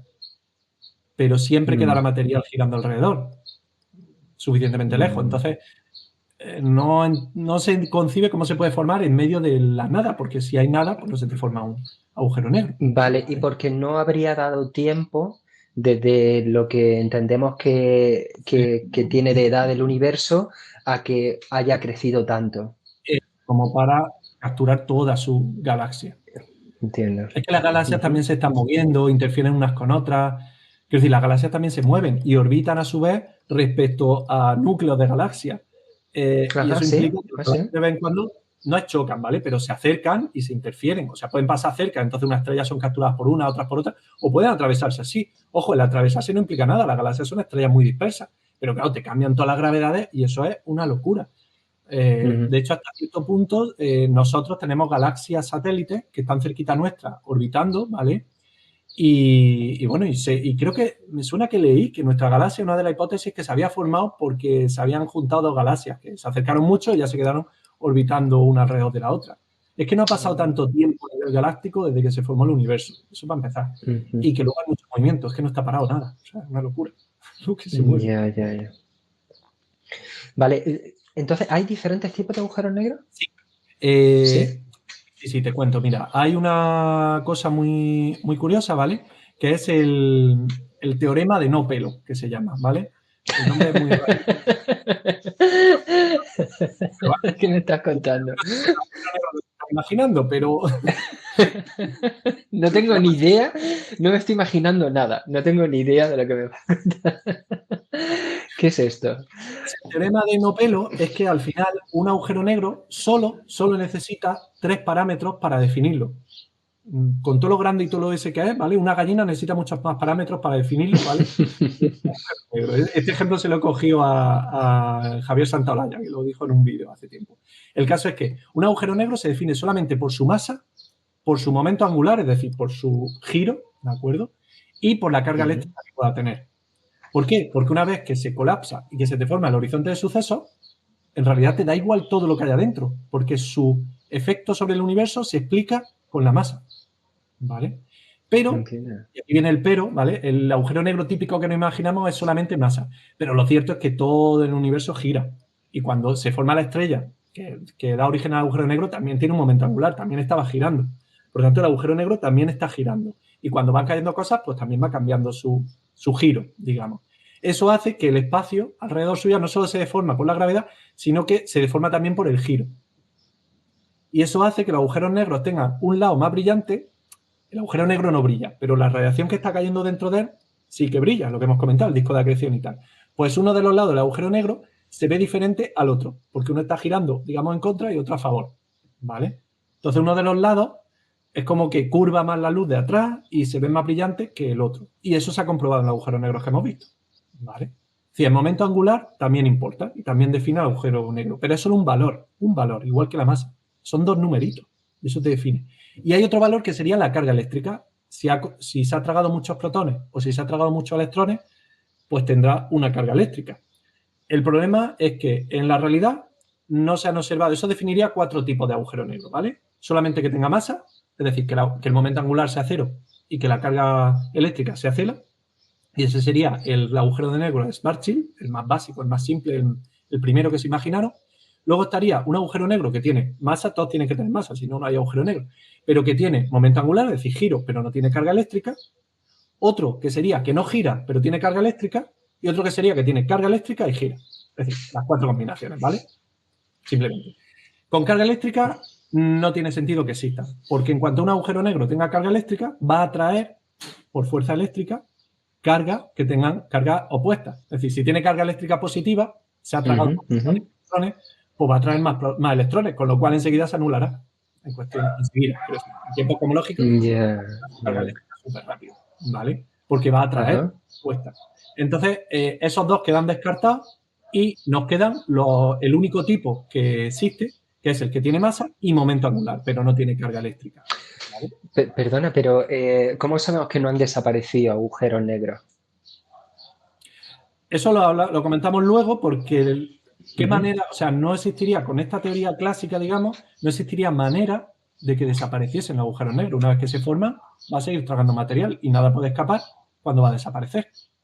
Bueno, por lo que me estás contando, de que tuviera carga eléctrica positiva y que... No, porque lo que haría, si tuviese carga, lo que haría sería atraer la carga opuesta. Es decir, bueno, atraería más masa, pero ya está. Pero nunca se escaparía nada de él. Ni masa ni nada. Vale, perdona. No, cuando has dicho que... Entonces, claro, desaparece su carga. No es que desaparece el agujero negro Sí, por atraer la... No, yo lo había entendido mal. Vale. Eso, okay. Claro, dejaría de tener carga. Eso. Entonces solo nos queda uno de los 4 tipos que son agujeros negros de Kerr, K-E-R-R, que esos son los que tienen masa, evidentemente, y momento angular, es decir, gira en algún sentido, ¿vale? Y esos son los que tenemos. Entonces, tipos de agujeros negros, teóricamente 4, en la práctica solo uno, el de Kerr, ¿vale? Con su momento angular. Vale, y entonces volviendo a lo que decías del ¿cómo es el ángulo de incidencia? ¿Cómo es el ángulo de las 4 características, de las 3 características que decía? El momento angular, que es lo que gira. El momento angular. El momento angular, dices que el agujero negro cambia de alguna forma, aunque por la masa que va cayendo en él. Por el... ¿Cómo lo llamas tú? Imagínate una peonza. Una peonza se mantiene vertical o girando, digamos, vertical porque tiene momento angular, ¿vale? Entonces, cuando intentas girarla, pues te cambiaría el momento angular. El caso es que cuando un momento angular es una masa que gira respecto a un centro, por decirlo muy simple. Pero cuando tú le añades masa, esa masa puede estar girando respecto a ese centro a otra velocidad. ¿Vale? Imagínate, el balón de baloncesto que estoy haciendo girar sobre mi dedo, ¿vale? Que lo tengo aquí, y le doy golpecito. Cada vez que le doy un golpecito, acelero el giro. Y por tanto, cambio su momento angular. No en dirección sigue teniendo el valor cambia. Entonces, cuando cae el material, ¿vale? Pues puede cambiar. Imagínate que está girando en un sentido el agujero negro y cae una estrella justo por el lado opuesto. O sea, por el lado, si estaba girando así, ¿vale? Imagínate que cae por aquí la estrella. Pues claro, se suman las dos masas, entonces te va a frenar un poquito el agujero negro, el giro del agujero negro. Es decir, te va a restar momento angular. Entiendo, pero todo esto sigue siendo el horizonte de eventos. En realidad no sabemos cómo está afectando a lo que sea que hay más allá de... Bueno, una cosa curiosa es que matemáticamente la singularidad de un agujero negro que no gire es un punto, pero cuando tiene momento angular, es decir, cuando gira, que son todos, porque en la práctica todo gira, cuando giran no es un punto de la singularidad, sino que es un anillo. Cosa de matemáticas, ¿vale? Pero que no tienen sentido. ¡Wow! ¡Qué chulo, tío! Pero insisto, no tiene sentido pensar en eso, porque es que se rompen las matemáticas y se están Será por eso que es bonito. Ahí está la poesía, ¿no? Que no tiene sentido. Vale. Es un poco... Vale, entonces, bueno, ya estoy creo que lanzando con preguntas así Sí, no muy pasa nada. random, pero una de las preguntas que creo que tenía preparada es la de que algún día se van a juntar todos los agujeros negros de la galaxia, se van a terminar trayendo, o como cualquier otro objeto con masa, eso se pueden perfectamente quedar cada uno de ellos a su bola, el espacio sigue creciendo, el universo sigue expandiéndose, cada vez hay más distancia entre ellos y al final dejan Claro, pues de crear atracción los unos sobre el otro. claro, la cuestión es que el agujero negro solo tiene los efectos estos tan chulos de horizonte de suceso y tal cerca de él. Lejos no deja de ser una masa, ¿vale? Que ejerce su gravedad. Por tanto, si dejásemos pasar el suficiente tiempo y los agujeros negros de cada galaxia se tragasen entera su galaxia, pues sí, habría agujeros negros, es decir, galaxias que chocarían y se unirían como un solo agujero negro. Pues muy bien, pero habría otras que seguirían a su bola. Y podría llegar a tener que todo fuesen agujeros negros. Pero eso requeriría un tiempo tan grande que es absurdo, ¿vale? Pensarlo. Y por otro lado, luego vienen las teorías cosmológicas. La que tenemos ahora mismo de expansión del universo es que se está generando más espacio entre las galaxias muchas veces del que se acercan. Por tanto, es que no se va a acercar, aunque se atraigan, no se acercan porque es que se está generando más espacio en medio. Eso es que sería casi para otro episodio, ¿no? El final del universo, las teorías cosmológicas que hay. Pero una de las teorías cosmológicas dice que el universo va a morir por enfriamiento. Es decir, cuando se genere tanto espacio, todo se va a ir alejando y como se va a ir alejando, las estrellas van a dejar de perder, de poder fusionar material, el material va a quedar muy disperso, parte del material en agujeros negros, pero otro material serán nebulosas tan dispersas que ya no puedan concentrarse para hacer estrellas. Y que entonces, al no generarse estrellas, no se genera más energía, entonces se produce la muerte por enfriamiento, en el que todo llega a temperatura del cero absoluto y todo se queda congelado, disperso y Tío, sin interferencia. recuerdo que me contaste esto exactamente hace 20 años, ¿sabes? Y me cagó de miedo entonces, me sigue cagando de miedo ahora esta muerte por volverlo todo tibio, Sí, tibio y templado, o frío, ¿no? Frío, en el sentido de que... es la Pero, entropía máxima, o sea, todo va subiendo la entropía, todo se va volviendo el caos, una masa uniforme donde no hay nada especial, ¿vale? Donde no puedes sacar nada porque está todo hecho una pasta, una tal, pero como va generándose el espacio tan lejano que ya es que es muy frío, ¿vale? Porque el calor está reaccionando a la temperatura. Pero hay otras teorías cosmológicas que no, que dicen que la del Big Crunch, por ejemplo, lo que dice es que el universo se está expandiendo, pero va a frenarse y va a empezar a comprimirse. Aquí lo que ocurrirá es lo contrario, si el espacio se comprime, ¿vale? Las distancias se empiezan a acercar y por tanto se empieza a calentar todo.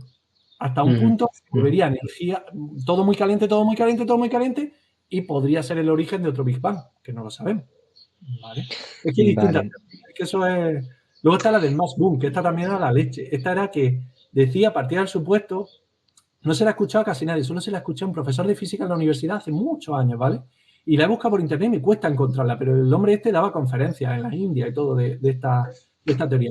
Y esta teoría lo que decía es que la velocidad de la luz no es constante, sino que va decayendo con el tiempo cosmológico, es decir, va cada vez siendo menor. ¿Y eso qué implica? Que ese horizonte de sucesos va creciendo, porque lo que antes aquí la luz no podía escapar, dentro de 1.000 millones de años, esta velocidad de escape ya tampoco, o sea, que irían creciendo. Y esa teoría predice que la muerte del universo sería porque absolutamente hasta la última partícula sería un agujero negro en sí mismo. Era Entiendo. una Ajá, movida muy... qué chulo, Era muy rara, era muy rara. Entonces, lo que dices tú, que todo se una Vale. en un solo agujero negro, no tiene mucho. Ahora mismo, con lo que sabemos, no parece probable. ¿Vale? No parece probable. Vale, luego tenemos esta teoría, que me parece que es todavía una teoría, y me gustaría que me contaras qué Sí, y sobre todo qué haría falta para confirmarla. Esto de la radiación de Hawking. Supongo que Stephen Hawking es el que teorizó sobre ella. sí. Ahí Hawking hizo un avance muy, muy grande, ¿vale? En la teoría de agujeros negros. El tema, la base del agujero negro es que los agujeros negros, la idea del agujero negro surge de la gravitación. Y ya te digo, ni siquiera de la relatividad, sino con la gravitación de Newton ya la tenemos, ¿vale? Esa idea es posible. El caso es que la relatividad, bueno, pues mejora la teoría de la gravitación y de ahí vienen los agujeros negros. Y la cuántica no se mete en realidad ni no hace falta para los agujeros negros. Pero Hawking fue el primero que unió ambas teorías con base a los agujeros negros. Te cuento. La cuántica dice que la información se conserva y no puede perderse. Es decir, que si yo tengo, por ejemplo, una desintegración de un núcleo atómico, que eso lo rige la mecánica cuántica, ¿vale? Si yo tengo todos los datos de los núcleos que han surgido de esa fisión, podría llegar a saber cómo era el núcleo original. Es decir, podría ir hacia atrás en el tiempo, ¿vale? Y saber cómo era algo. Sí, si tú quemaras un libro, por ejemplo, y tuvieras todos los datos pertinentes a toda la irradiación, todo el calor emitido y luego tuvieras las cenizas del libro también, los podrías de ceniza, todos los átomos, todo, aunque no es práctico, podría llegar a reconstruir ese libro y saber de qué iba el libro, ¿vale? Ya digo, no es práctico, efectos prácticos no, pero a nivel teórico sí. Entonces, la cuántica dice que la información se conserva, pero la relatividad dice que la información no puede viajar más rápido que la luz. El problema es que los agujeros negros existen porque no se puede viajar más rápido que la luz, correcto, pero según te he comentado, es que los agujeros negros la información se pierde. ¿Qué está pasando aquí? Porque una vez que cae detrás del horizonte de sucesos, no podemos obtener información ya hacia afuera, ¿vale? Entonces, cuando estaba Stephen Hawking dándole la vuelta a esto, se le ocurrió un detalle para probar esto de meter un efecto cuántico en el agujero negro. Y es el siguiente. El vacío no es tal, ¿vale? Según la cuántica, hay dos parámetros que están asociados, que son la energía y el tiempo, ¿vale? Y para tiempos muy cortos puedes tener energía. Esto implica que en el vacío, ¿vale?, pueden surgir partículas de materia y antimateria del vacío. Si surgen en un tiempo muy pequeño, ¿vale? Si es en un plazo de tiempo muy pequeño, muy pequeño, muy pequeño, puedes tener energía, ¿vale? Porque eso sí lo permite la cuántica. ¿Qué es esa energía? Pues puede ser un par de protón y antiprotón o de electrón y antielectrón, ¿de acuerdo? ¿Qué ocurre? Que ese electrón y antielectrón van a volver luego a unirse, convirtiéndose en energía y desaparecen. Por tanto, has tenido una energía prestada que si es durante un tiempo muy pequeño de tiempo, la cuántica lo permite, ¿vale? Son las fluctuaciones del vacío de la cuántica. Es como sacar energía de la nada, entonces. Sí, pero como es en un tiempo muy pequeño, la cuántica lo permite. Por ejemplo, muchas veces habrás leído que no sé qué científicos del laboratorio de no sé qué han conseguido teletransportar un electrón. Sí. No es que lo hayan conseguido. Es que, claro, el electrón, imagínate una pared que el electrón no puede atravesar, ¿vale? Pero si el electrón está aquí, hay una cierta probabilidad muy pequeña de que esté allí, ¿vale? Y eso, la cuántica lo que hace es que realmente aparece aquí con esa probabilidad tan pequeña. Entiendo. Pero no ha pasado por esa pared, porque no puede pasar por la pared, no puede atravesar la pared. Es que no estaba en la pared, estaba en el otro lado. Pues con la energía pasa así, algo así. La energía y el tiempo están correlacionados de manera que si es en un tiempo muy pequeño, puedes tener energía aunque sea el vacío. Y por tanto pueden generarse pares de electrón y antielectrón. ¿Vale? Vale, a ver, reconéctame esto entonces con los agujeros negros. Vale, ya he entendido el concepto este de estas apariciones súbitas de electrones, pero devuélveme al agujero negro. Y entonces Hawking pensó, ¿qué pasa si muy cerquita del horizonte de sucesos, se produce un par electrón y antielectrón? Y por ejemplo, el antielectrón me da igual, o el electrón cae dentro del agujero negro. Que ya no puede salir, ya no puede volver a unirse con su par. Por tanto, ha robado energía del vacío, pero no la devuelves, te la quedas aquí. Habíamos dicho que este truco valía si el tiempo era muy pequeño, pero es que si una de las partículas esas del par cae en el agujero negro, el tiempo ya no es pequeño, el tiempo ya, amigo, ya es muy grande. Ya. ¿Vale? Pero además había una cosa, y es que si ocurre eso, resulta que tú tenías nada de energía, ¿vale? Por una fluctuación ha generado un par electrón y antielectrón, que al unirse iban a volver a ser nada. Pero el caso es que uno ha caído en el agujero negro y entonces el electrón ha salido fuera. Es decir, de la nada ha sacado energía fuera, en forma de electrón. Eso me da igual. Eso no es posible. Según la cuántica, según la relatividad y según nada. La energía se conserva, no se puede crear de la nada. Por tanto, ¿qué ha ocurrido según Hawking? Que ha perdido energía el agujero negro. Es decir, ha escapado energía del agujero negro. Y eso es la radiación de Hawking. Los agujeros negros emiten radiación.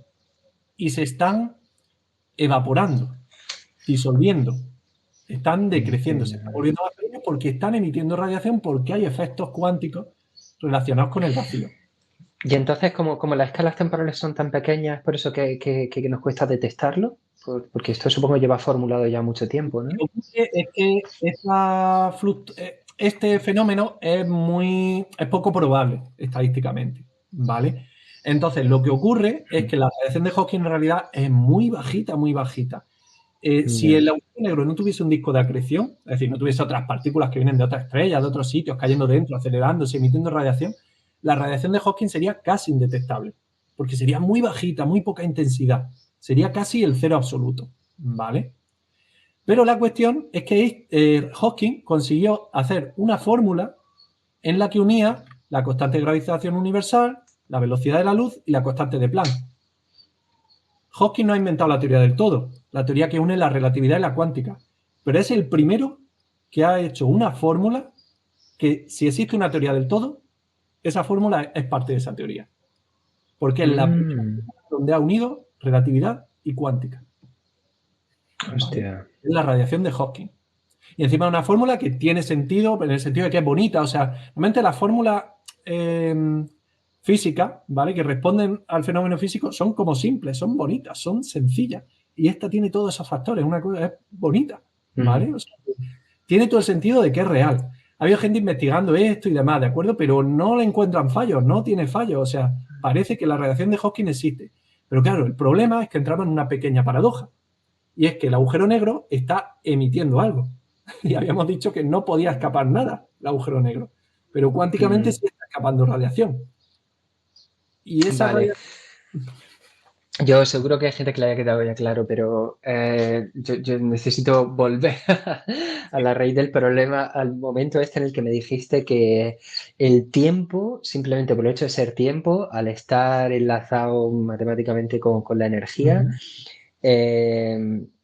así de la nada, hace brotar un electrón, ¿no? Y su contrario, que sería... Un anti-electrón, antimateria. Y antimateria. Sí. Vale, y esto sucedería fuera del horizonte de eventos. Evidentemente, si no, no está en este universo. O sea, no lo contamos como... Vale. Esto sucede fuera, pero entonces, claro, no me parece que entonces esté emitiendo el agujero negro, puesto que sucede en el horizonte de sucesos. Aunque sí. una de las dos partículas se pierda dentro del agujero negro y la otra se quede flotando fuera, ¿no proviene eso del exterior del agujero negro? No, porque en realidad es como a efectos matemáticos, a efectos físicos. Imagínate que tú tienes una caja donde solamente hay un agujero negro con su horizonte de sucesos y no hay nada más en ese mundo, ¿de acuerdo? En esa caja. Y se genera ese par electrón-antielectrón. Y uno cae dentro del agujero y el otro queda fuera. ¿Vale? El tema es que para conservar la energía tiene que haber perdido energía el agujero negro. Porque si no, habría surgido un electrón de la nada. Y eso sí que no. La energía se conserva, eso sí que lo sabemos. ¿Vale? La energía puede tener fluctuaciones. O sea, puede de pronto tener más energía y de pronto menos. Pero el resultado neto a lo largo del tiempo tiene que ser cero. O tiene que ser el mismo, digamos. No puede cambiar. Wow, bueno, vale. ¿Vale? No sé Bueno, es curioso, entonces esa media, digamos, que se hace, ese cálculo medio de la energía es estable, pero sin embargo, en esa línea hay fogonazos de energía que surge de la nada, y que vuelve. Así, es que es muy difícil de... Mismamente, las desintegraciones de los núcleos atómicos funcionan así, funcionan por este principio, por la energía y el tiempo, por la vinculación que tienen, ¿vale? Y es que tú cuando tienes un núcleo de uranio 235, ¿vale? Es un núcleo que tiene un cierto nivel de energía, ¿de acuerdo? Para desintegrarse, es decir, para coger dos protones y dos neutrones y sacarlos fuera de ese núcleo, requiere una energía que está más alta, que no tiene ese núcleo, ¿vale? Entonces no puedes sacarlo, porque es que requiere más energía. Hombre, podría, si tuviese, yo qué sé, unas pinzas de una escala tal, lo cogiese, tú aportases esa energía, superases esa barrera de energía, ese muro, y lo sacas. Eso podría. Pero ¿qué ocurre? Que según la cuántica, durante un tiempo muy pequeño, sí que hay algunas de las partículas dentro de ese núcleo pueden tener más energía que la propia barrera, que el propio muro. Pueden saltarlo y pueden estar fuera. ¿Cuánto? Esto responde a una fórmula estadística, ¿de acuerdo? Que van relacionadas con la energía que hace falta, el tiempo que tal. ¿Y qué ocurre? Que lo que hemos comprobado es que los átomos se desintegran justo con lo que dice la mecánica cuántica. Justo porque de pronto, en instantes muy pequeños, tienen más energía de la que tienen en realidad. Y eso permite que ya estén fuera. Y cuando ya están fuera, vuelven a tener la suma de las dos, la misma energía que tenían. Pero han pasado por un Increíble. punto que tenían Chulísimo. más energía, porque si no, no han podido pasar.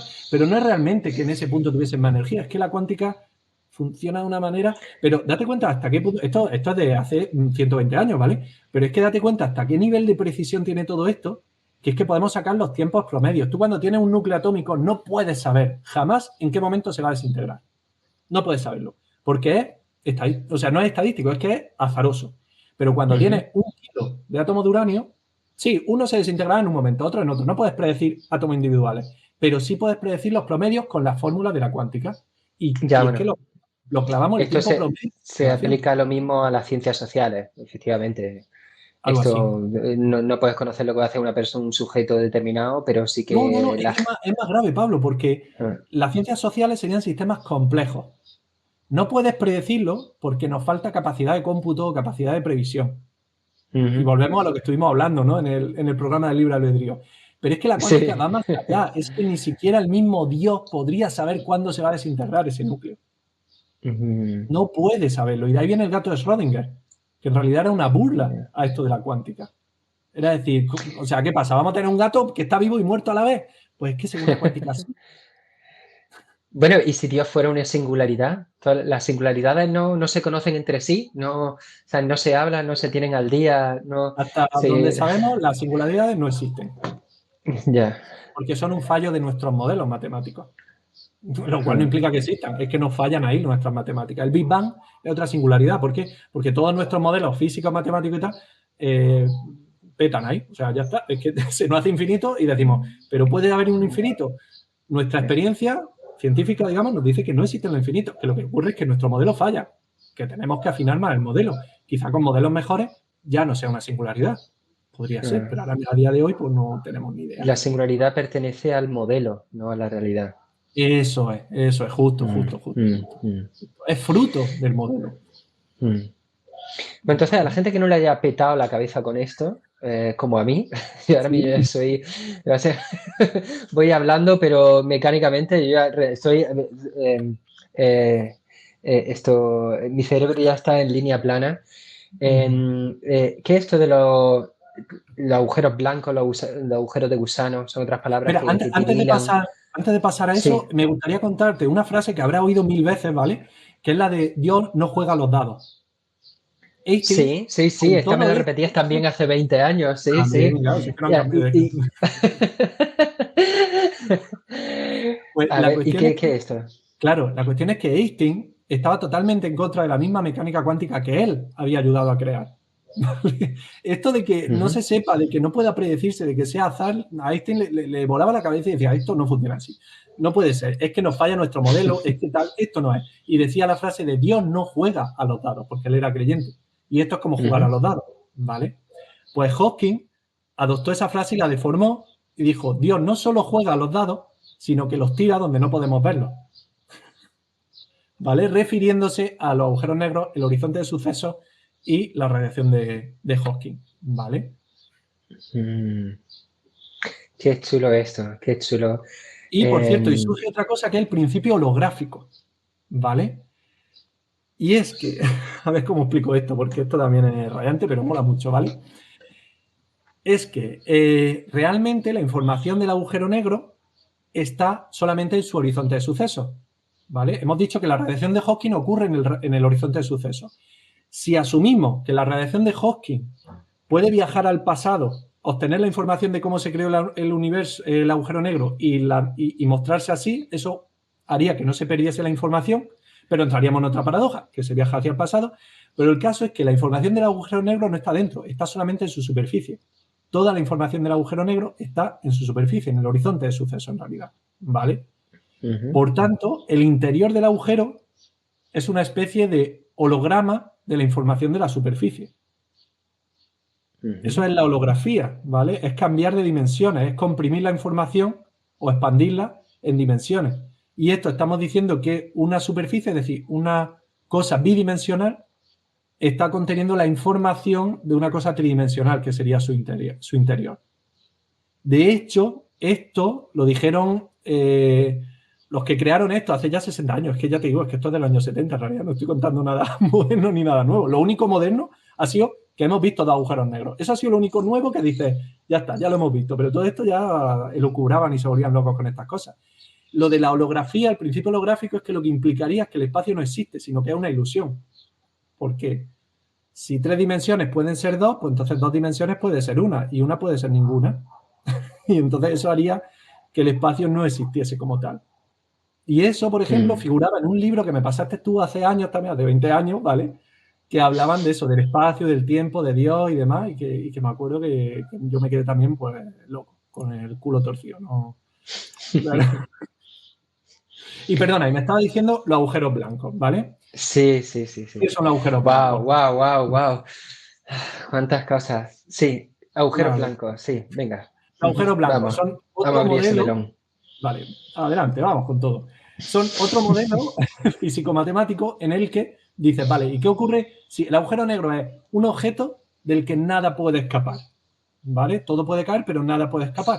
Un agujero blanco sería un objeto, un límite, donde en lugar de nada puede escapar, nada puede entrar. Y por tanto estarían emitiendo materia. Serían como el opuesto al agujero negro. No hemos visto ninguno, ¿vale? Durante un tiempo se estuvo especulando si los cuásares y los púlsares podían ser agujeros blancos. El caso es que no parece coincidir, ¿vale? No hemos visto ninguno, pero podrían existir. No lo sabemos, ¿vale? Y de ahí surge también una teoría para los agujeros de gusano. Y es que si existiesen los agujeros blancos, podría ser que estuviesen conectados con los agujeros negros. Y por tanto, si cayese en el agujero negro, lo que ocurriría sería que saldría por el agujero blanco. Pero el agujero blanco entonces está derivado del agujero negro, porque antes Sí. el tipo este, el inglés del que me hablaste antes de la revolución, el John Mitchell, John Mitchell. sí que por lo menos tenía una idea clara Sí, de que no es la del agujero negro moderno, pero sabía que había una cosa que era una estrella, tenía esta idea de que la luz era una partícula, y que la no pudiese escapar.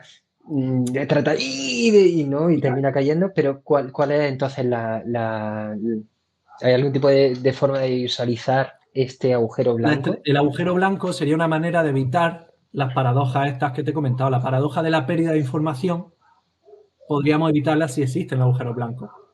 Vale, entonces todo un derivado del agujero negro. Claro, pero es que no te olvides que el agujero negro, incluso el de John Mitchell, la estrella negra de John Mitchell y de Laplace, es que eso también era un derivado de la fórmula. Tú veías la fórmula y decías, uy, ¿qué pasa si tal? Ya. Son constructos, son cosas que no imaginamos. Es cierto que luego el agujero negro ha ido dando indicios de que existía, ¿vale? También te lo digo porque lo buscábamos. Si no lo buscásemos, igual no lo encuentras y busca otras soluciones, otras explicaciones a por qué ocurre esto. Y ya ha llegado el punto que lo hemos visto dos agujeros negros, ya se sabe que existen, ¿vale? Pero es que eso ha sido ahora. Es que antes no se sabía y de hecho es que hay teorías siempre alternativas para todas estas cosas. Los científicos son gente que piensa mucho, ¿vale? No. Vale, entonces el agujero blanco sería una forma de saber a dónde va toda esa energía, Y la información, más toda que la esa energía, Pablo, información, la la información.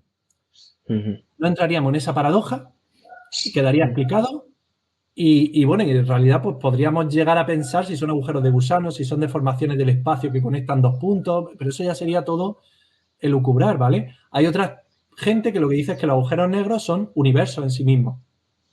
Es decir, que la materia que cae en un agujero negro forma una singularidad y esa singularidad que forma es el inicio de un Big Bang dentro de ese agujero negro. Pues quién lo sabe, quiero decir, son...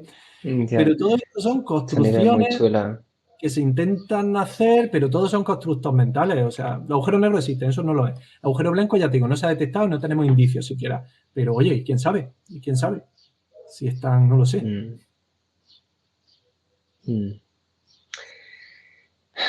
Y me parece que ya bueno, sí, nos quedan un par de conceptos ahí tildando y si quieres vamos ya cerrando sobre el tema de los gravastares. Sí. Y la singularidad desnuda. Vale, los gravastares son una de las teorías alternativas que hay a los agujeros negros. Que es, vale, ok, y si todo esto de los agujeros negros no existe, no es que la estrella colapse, nos queremos quitar la singularidad y esas cosas que no nos gustan, ¿de acuerdo? Entonces, lo que puede llegar a ocurrir es que una estrella colapse, llegue al tamaño, al radio de Schwarzschild, y por tanto se forme un horizonte de sucesos, ¿de acuerdo? Pero que por fluctuaciones cuánticas se produzca un condensado de Bose-Einstein, que eso es una especie de material de altísima densidad, es que no sé cómo llamarlo, ¿vale? Es decir, que sería, en lugar de que toda la materia cae, se produce la singularidad y demás, sería como una carcasa, un caparazón muy fino de energía gravitatoria y de espacio-tiempo que separaría el interior con el exterior del agujero negro, ¿vale? Y en el interior habría un espacio puro, con presión negativa, no habría masa, eso detendría el colapso. Con eso nos quitaríamos la singularidad, resolveríamos la paradoja de la información, ¿vale? Estaríamos De la añadiendo holografía. la holografía, estaríamos añadiendo los efectos cuánticos, pero es una rayada de que no veas, ¿vale? Eso también, por ejemplo, emitiría una radiación gamma muy grande que justificaría algunos de los rayos misteriosos que estamos recibiendo. Hay muchos rayos que recibimos que no sabemos de qué son, de cómo pueden ser tan energéticos. Bueno, pues los gravastares podrían justificarlo. Y, claro, y esta también diría que el universo visible podría ser el interior de uno de estos gravastares, una de estas estrellas de vacío, ¿vale? No sé cómo llamarlo, de presión negativa. Es otra forma de explicar los agujeros negros que no son agujeros negros. Desde fuera prácticamente serían iguales. Pero eso son teorías alternativas que todavía pues se estaban peleando ahí, ¿vale? Igual quedan nada, igual resulta que en el futuro pues son estrellas de presión negativa y no son agujeros negros, aunque se comporten muy parecidos, se traguen todo y no dejen escapar la luz. Pero entonces son historias ahí raras, ¿vale? Está chula esta. Si le da más protagonismo al horizonte de eventos, lo convierte ahí en una especie de burbuja o de huevo, de cáscara de huevo, y está muy guay esa idea también. ¿Y la singularidad desnuda? Vale, esto fue algo que propuso Penrose, pues también en los años 70, ¿vale? Y que al principio Hawking lo apoyó y demás. Que esto lo que decía es que los agujeros negros podían llegar a tener tanto momento angular que podría desaparecer el propio horizonte de eventos, el propio horizonte de sucesos. Y también desaparecería la energía negativa de la radiación de Hawking. Es otra cosa rara en la que lo que ocurre es que al no tener ese horizonte de sucesos, ¿vale? Con esta hipótesis de Penrose, desaparecería la hipótesis de la censura cósmica, es decir, lo de que no podemos ver el interior del agujero negro, porque si no hay horizonte de sucesos sí podríamos llegar a verlo, ¿vale? Esto todo apoyado, insisto, porque tendría mucho momento angular, giraría muy rápido y entonces ya la luz sí sería capaz de escapar. No mucha, pero sí sería capaz de escapar, ¿vale? Y eso pues también acabaría con la paradoja de la información. Pero vuelve a ser lo mismo que los gravastares. Es una hipótesis, un modelo que hasta el día de hoy pues no se sabe. Es más sencillo el del agujero negro clásico, el de Kerr. Estos podrían ser explicaciones, pero no lo sabemos, ¿vale? Vale, sí. Y hay otra cosa. ¿Has oído lo de que el agujero el acelerador de partículas, el CERN, iba a generar agujeros negros, iba a generar un agujero negro que se tragase todo el planeta, ¿vale? Eso es porque, claro, en los aceleradores de partículas se producen densidades de energía o de materia, que me da igual, que para el caso es lo mismo, ¿vale? Según la relatividad, tan altas, tan grandes y tan concentradas que decían que se podía llegar a producir una densidad de energía tan grande que deformase el espacio tanto que tuviese un agujero negro, un micro agujero negro. Y que si se forma ese micro agujero negro, pues claro, eso caería hacia el centro de la Tierra, iría absorbiendo material, cada vez iría cogiendo más masa, y se iría tragando toda la Tierra desde el centro hacia afuera. Por el caso que se la iría tragando, ¿vale? Y provocaría el fin de la humanidad. El tema es que, de nuevo, entra la cuántica en juego y aunque tengas densidad de energía tan grande, la tienes durante un tiempo muy pequeño. Por tanto, aunque se formase un agujero negro, realmente se disolvería muy rápido por los propios fenómenos cuánticos. ¿Vale? Menos mal. Menos mal. Tenemos ese cinturón de seguridad puesto. Entonces, tanto por eso, la radiación de Hawking de un agujero así, claro, haría que se evaporase casi al instante, en tiempos muy pequeños ese agujero negro. La física que conocemos nos decía que no íbamos a destruir la Tierra, ¿vale? pero bueno, no se tenía la Pero nos certeza la absoluta. jugamos un poquito, sí, no, eso Y es muy igual poquito, que con la pero bomba atómica que tampoco sabían del todo si sí, iba a salir es bien la cierto, es historia. cierto. Con la bomba atómica es verdad que no sabían si realmente, claro, estaban corriendo por una guerra, o sea, estaban en una guerra mundial, el ejército alemán también estaba desarrollando todo eso, los científicos nazis, ¿vale? Entonces había que Mm, correr mucho, ¿vale? Pero el caso es que hasta cierto punto no se sabía si al producir esa reacción de fisión se iba a producir otra reacción, ya no me acuerdo qué era, si con nitrógeno o con oxígeno atmosférico, total, que se produciese otra reacción nuclear, ¿vale? Que fuese por toda la atmósfera de la Tierra y entonces pues nos volatilizase a todos, quiero decir, ¿no? Y entonces sí, acabase ¿no? con absolutamente toda la biosfera. Se Pero bueno, chamuscara toda la atmósfera, ¿no? sí, pero de Algo de nuevo eso. la probabilidad era muy pequeña, extremadamente pequeña, improbable, y solo unos pocos físicos decían eso, ¿vale? Y las quejas que había era más de, oye, que estáis abriendo la caja de Pandora, que cuando tengamos estas armas nos vamos a destruir, pero por tirar bombas, vamos, no por otra cosa. Con lo cual, bueno, pero sí, bueno, a cierto punto no la hemos jugado. Bueno, bueno, Juan Carlos, tío, muchísimas gracias. Solo que quería decirle también a los oyentes y eso, que si alguno sabe si al final, si los agujeros negros son gravastares o qué es lo que son, que lo escriban en los comentarios, por favor. Si Claro, ellos claro. tienen las respuestas para cualquiera de las preguntas que hemos estado formulando aquí, Sobre cómo todo la deja de teoría del todo, por colapsar. favor. O sea, que nos digan, o Sí, sea, ¿creéis en los agujeros negros, en los gravastares, en las singularidades nulas o tenéis la teoría del todo? Si la conocéis, al menos decidlo que la sabéis, ¿vale? Y ya luego nosotros ya investigamos. sí, eso es. Mira, mi gato ha venido enseguida a decirme algo, igual es ella la que lo sabe. Se le oye, se Bueno, le oye. pues, serio Juan Carlos, que ha sido chulísimo el repaso que le hemos dado a esto. Me ha freído las pocas neuronas que me quedaban de todavía, de que no había freído en mi adolescencia, me las acabas de destrozar todas. Muchísimas gracias por ello. Gracias, Eh, tío. He aguantado esta chapa. Bueno, y tú que no has escuchado, también he aguantado toda esta chapa. sí, sí, sí, sí. Tío, ¿Te ha quedado más claro? Yo con lo que me satisface a mí es, a ti te ha quedado ya más claro, ¿no? Lo que son agujeros negros y los problemas que conllevan y... sí, sí, todo ha sido apasionante porque también las formas tan ingeniosas que hemos tenido de crear, de teorizar sobre ello antes de que siquiera hubiéramos visto ninguno, las diferentes teorías que se ponen sobre la mesa para intentar explicarlo, o sea, todo lo que hemos mencionado, Es que es el me vínculo, parece yo muy, creo muy, que muy... al final la ciencia no deja de ser la vieja filosofía, pero con matemáticas. Que en el Sí, bueno, fondo, a mí es que no he querido rellenar esto de comentarios quizás que hubieran explicado, pero por ejemplo, en el daoísmo se utiliza mucho el concepto, bueno, se utiliza mucho, antiguamente se hablaba de la ausencia es el origen de todo. la Entonces, ausencia este o el concepto, vacío. la ausencia existe Vale. antes que la apariencia. Entonces, todo lo que podemos ver, nombrar, aislar y concebir, todo eso proviene de una especie de magma primigenio Ah, indistinguible. pero un magma Eh, primigenio no es ausencia.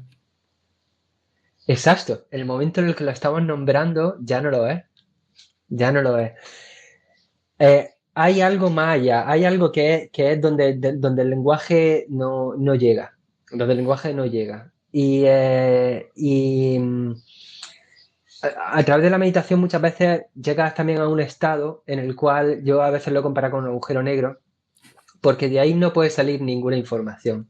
Yo no puedo transmitir para nada las cosas que siento ahí. Vale. No existen palabras, no existe vocabulario para transmitir las cosas que experimento dentro de la meditación. Me dicen, es relajación. Es que no es relajación.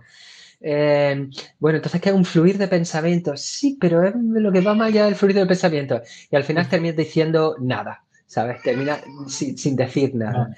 Y a mí me encantan todo el pensamiento religioso y entonces esta idea del misterio, donde podemos llegar, dejamos de comprender. Y esto es donde la física tiene su misterio. Eso son las fronteras misteriosas de la física hoy en día. No digo para nada esto de que haya que decir ay qué bonito y quedarse de brazos cruzados Ya, ya, ya. simplemente mirando esa negrura. Para nada, es apasionante querer explicarla.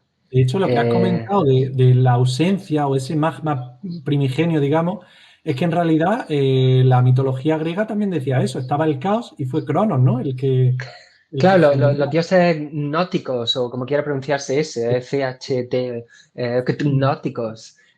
Claro, todos esos dioses preolímpicos vienen también de un pasado muy misterioso, que al final donde llevamos la mente y las palabras dejan de tener sentido.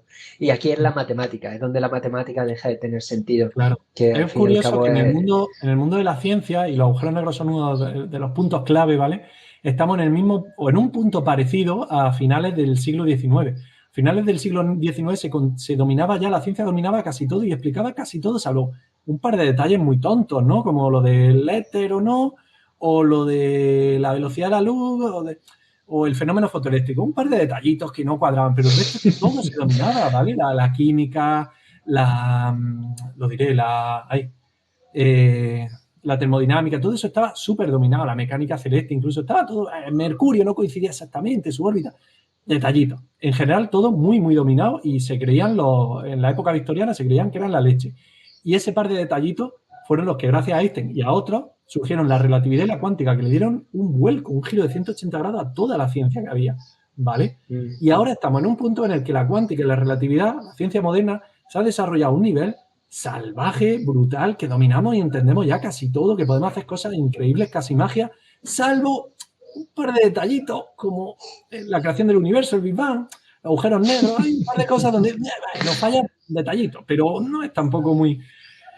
Y puede que estemos al borde de una revolución, que ya vendría la teoría del todo, básicamente, que sería unificar la relatividad de la cuántica. ¿Habría algo detrás de eso? No lo sabemos, pero ¿Tú puede crees que que... las capacidades computacionales de los superordenadores que todo el mundo predice que están a la vuelta de la esquina van a poder ayudar a resolver algunas de estas cuestiones? Ayudar, por supuesto, lo mismo que los ordenadores ayudaron, lo mismo que un abaco te puede ayudar, ¿vale? Esto es una herramienta mucho más potente que cualquier abaco o cualquier calculadora.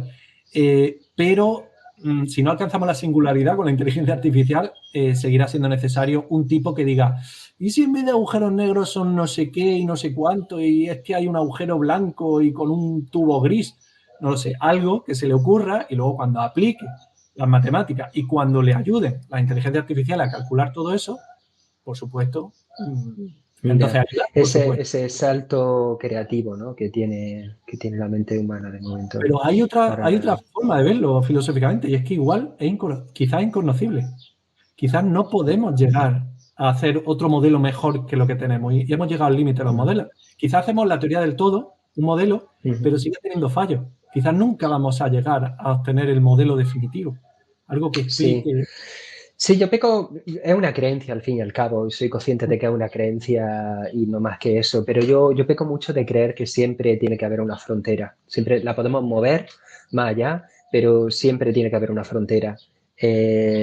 No sé, también sería otra creencia decir, no, la frontera es ahora, o la frontera dentro de 100 años, o, ¿sabes? Eso sería, no necesito decir eso, pero yo creo que sí que hay un algo de inconsciencia que esto yo creo que se enlaza con nuestra conversación que hablamos de tener sobre el tema de los límites del conocimiento, ¿no? De Tenemos que cómo hacer un episodio delegar, de los límites del conocimiento. claro, Sí. cómo delegar a, por ejemplo, eso a un ordenador, decir, mira, nosotros no podemos entender esto, mira a ver si tú lo puedes entender. Entonces el ordenador es capaz de entenderlo, pero luego a nosotros nos lo explica con dos marionetas. Y dice, esta es la señora gravedad y esta es la señora cuántica, ¿no? Porque nosotros no tenemos el lenguaje o el tiempo de cálculo que esa máquina haya podido tener para poder comprenderlo.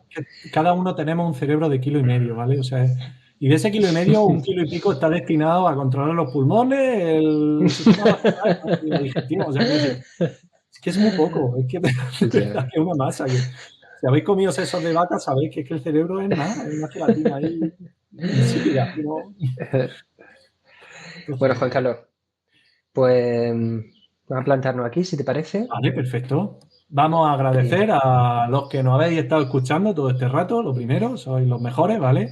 Y sí, vais creciendo en número, ¿vale? Ya no sois 2, ya sois 3. O sea que está genial. Muchas gracias.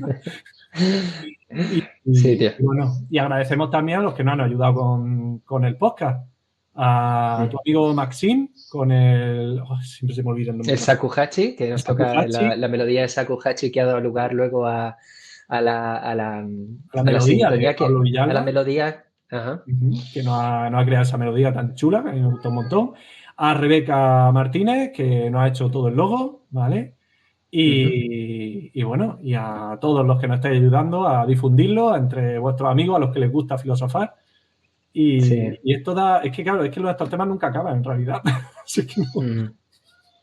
Pero bueno, yo espero que no te duela mucho la cabeza, Pablo, y que ya cuando escuchas algo de un agujero negro ya sabes más o menos de qué va esto. Ya lo sabes. Vale.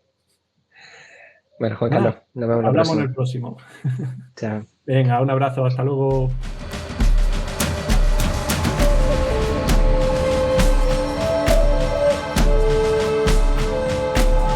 Esto es Filosofía Inútil, donde encontrarás charlas dialécticas entre viejos amigos.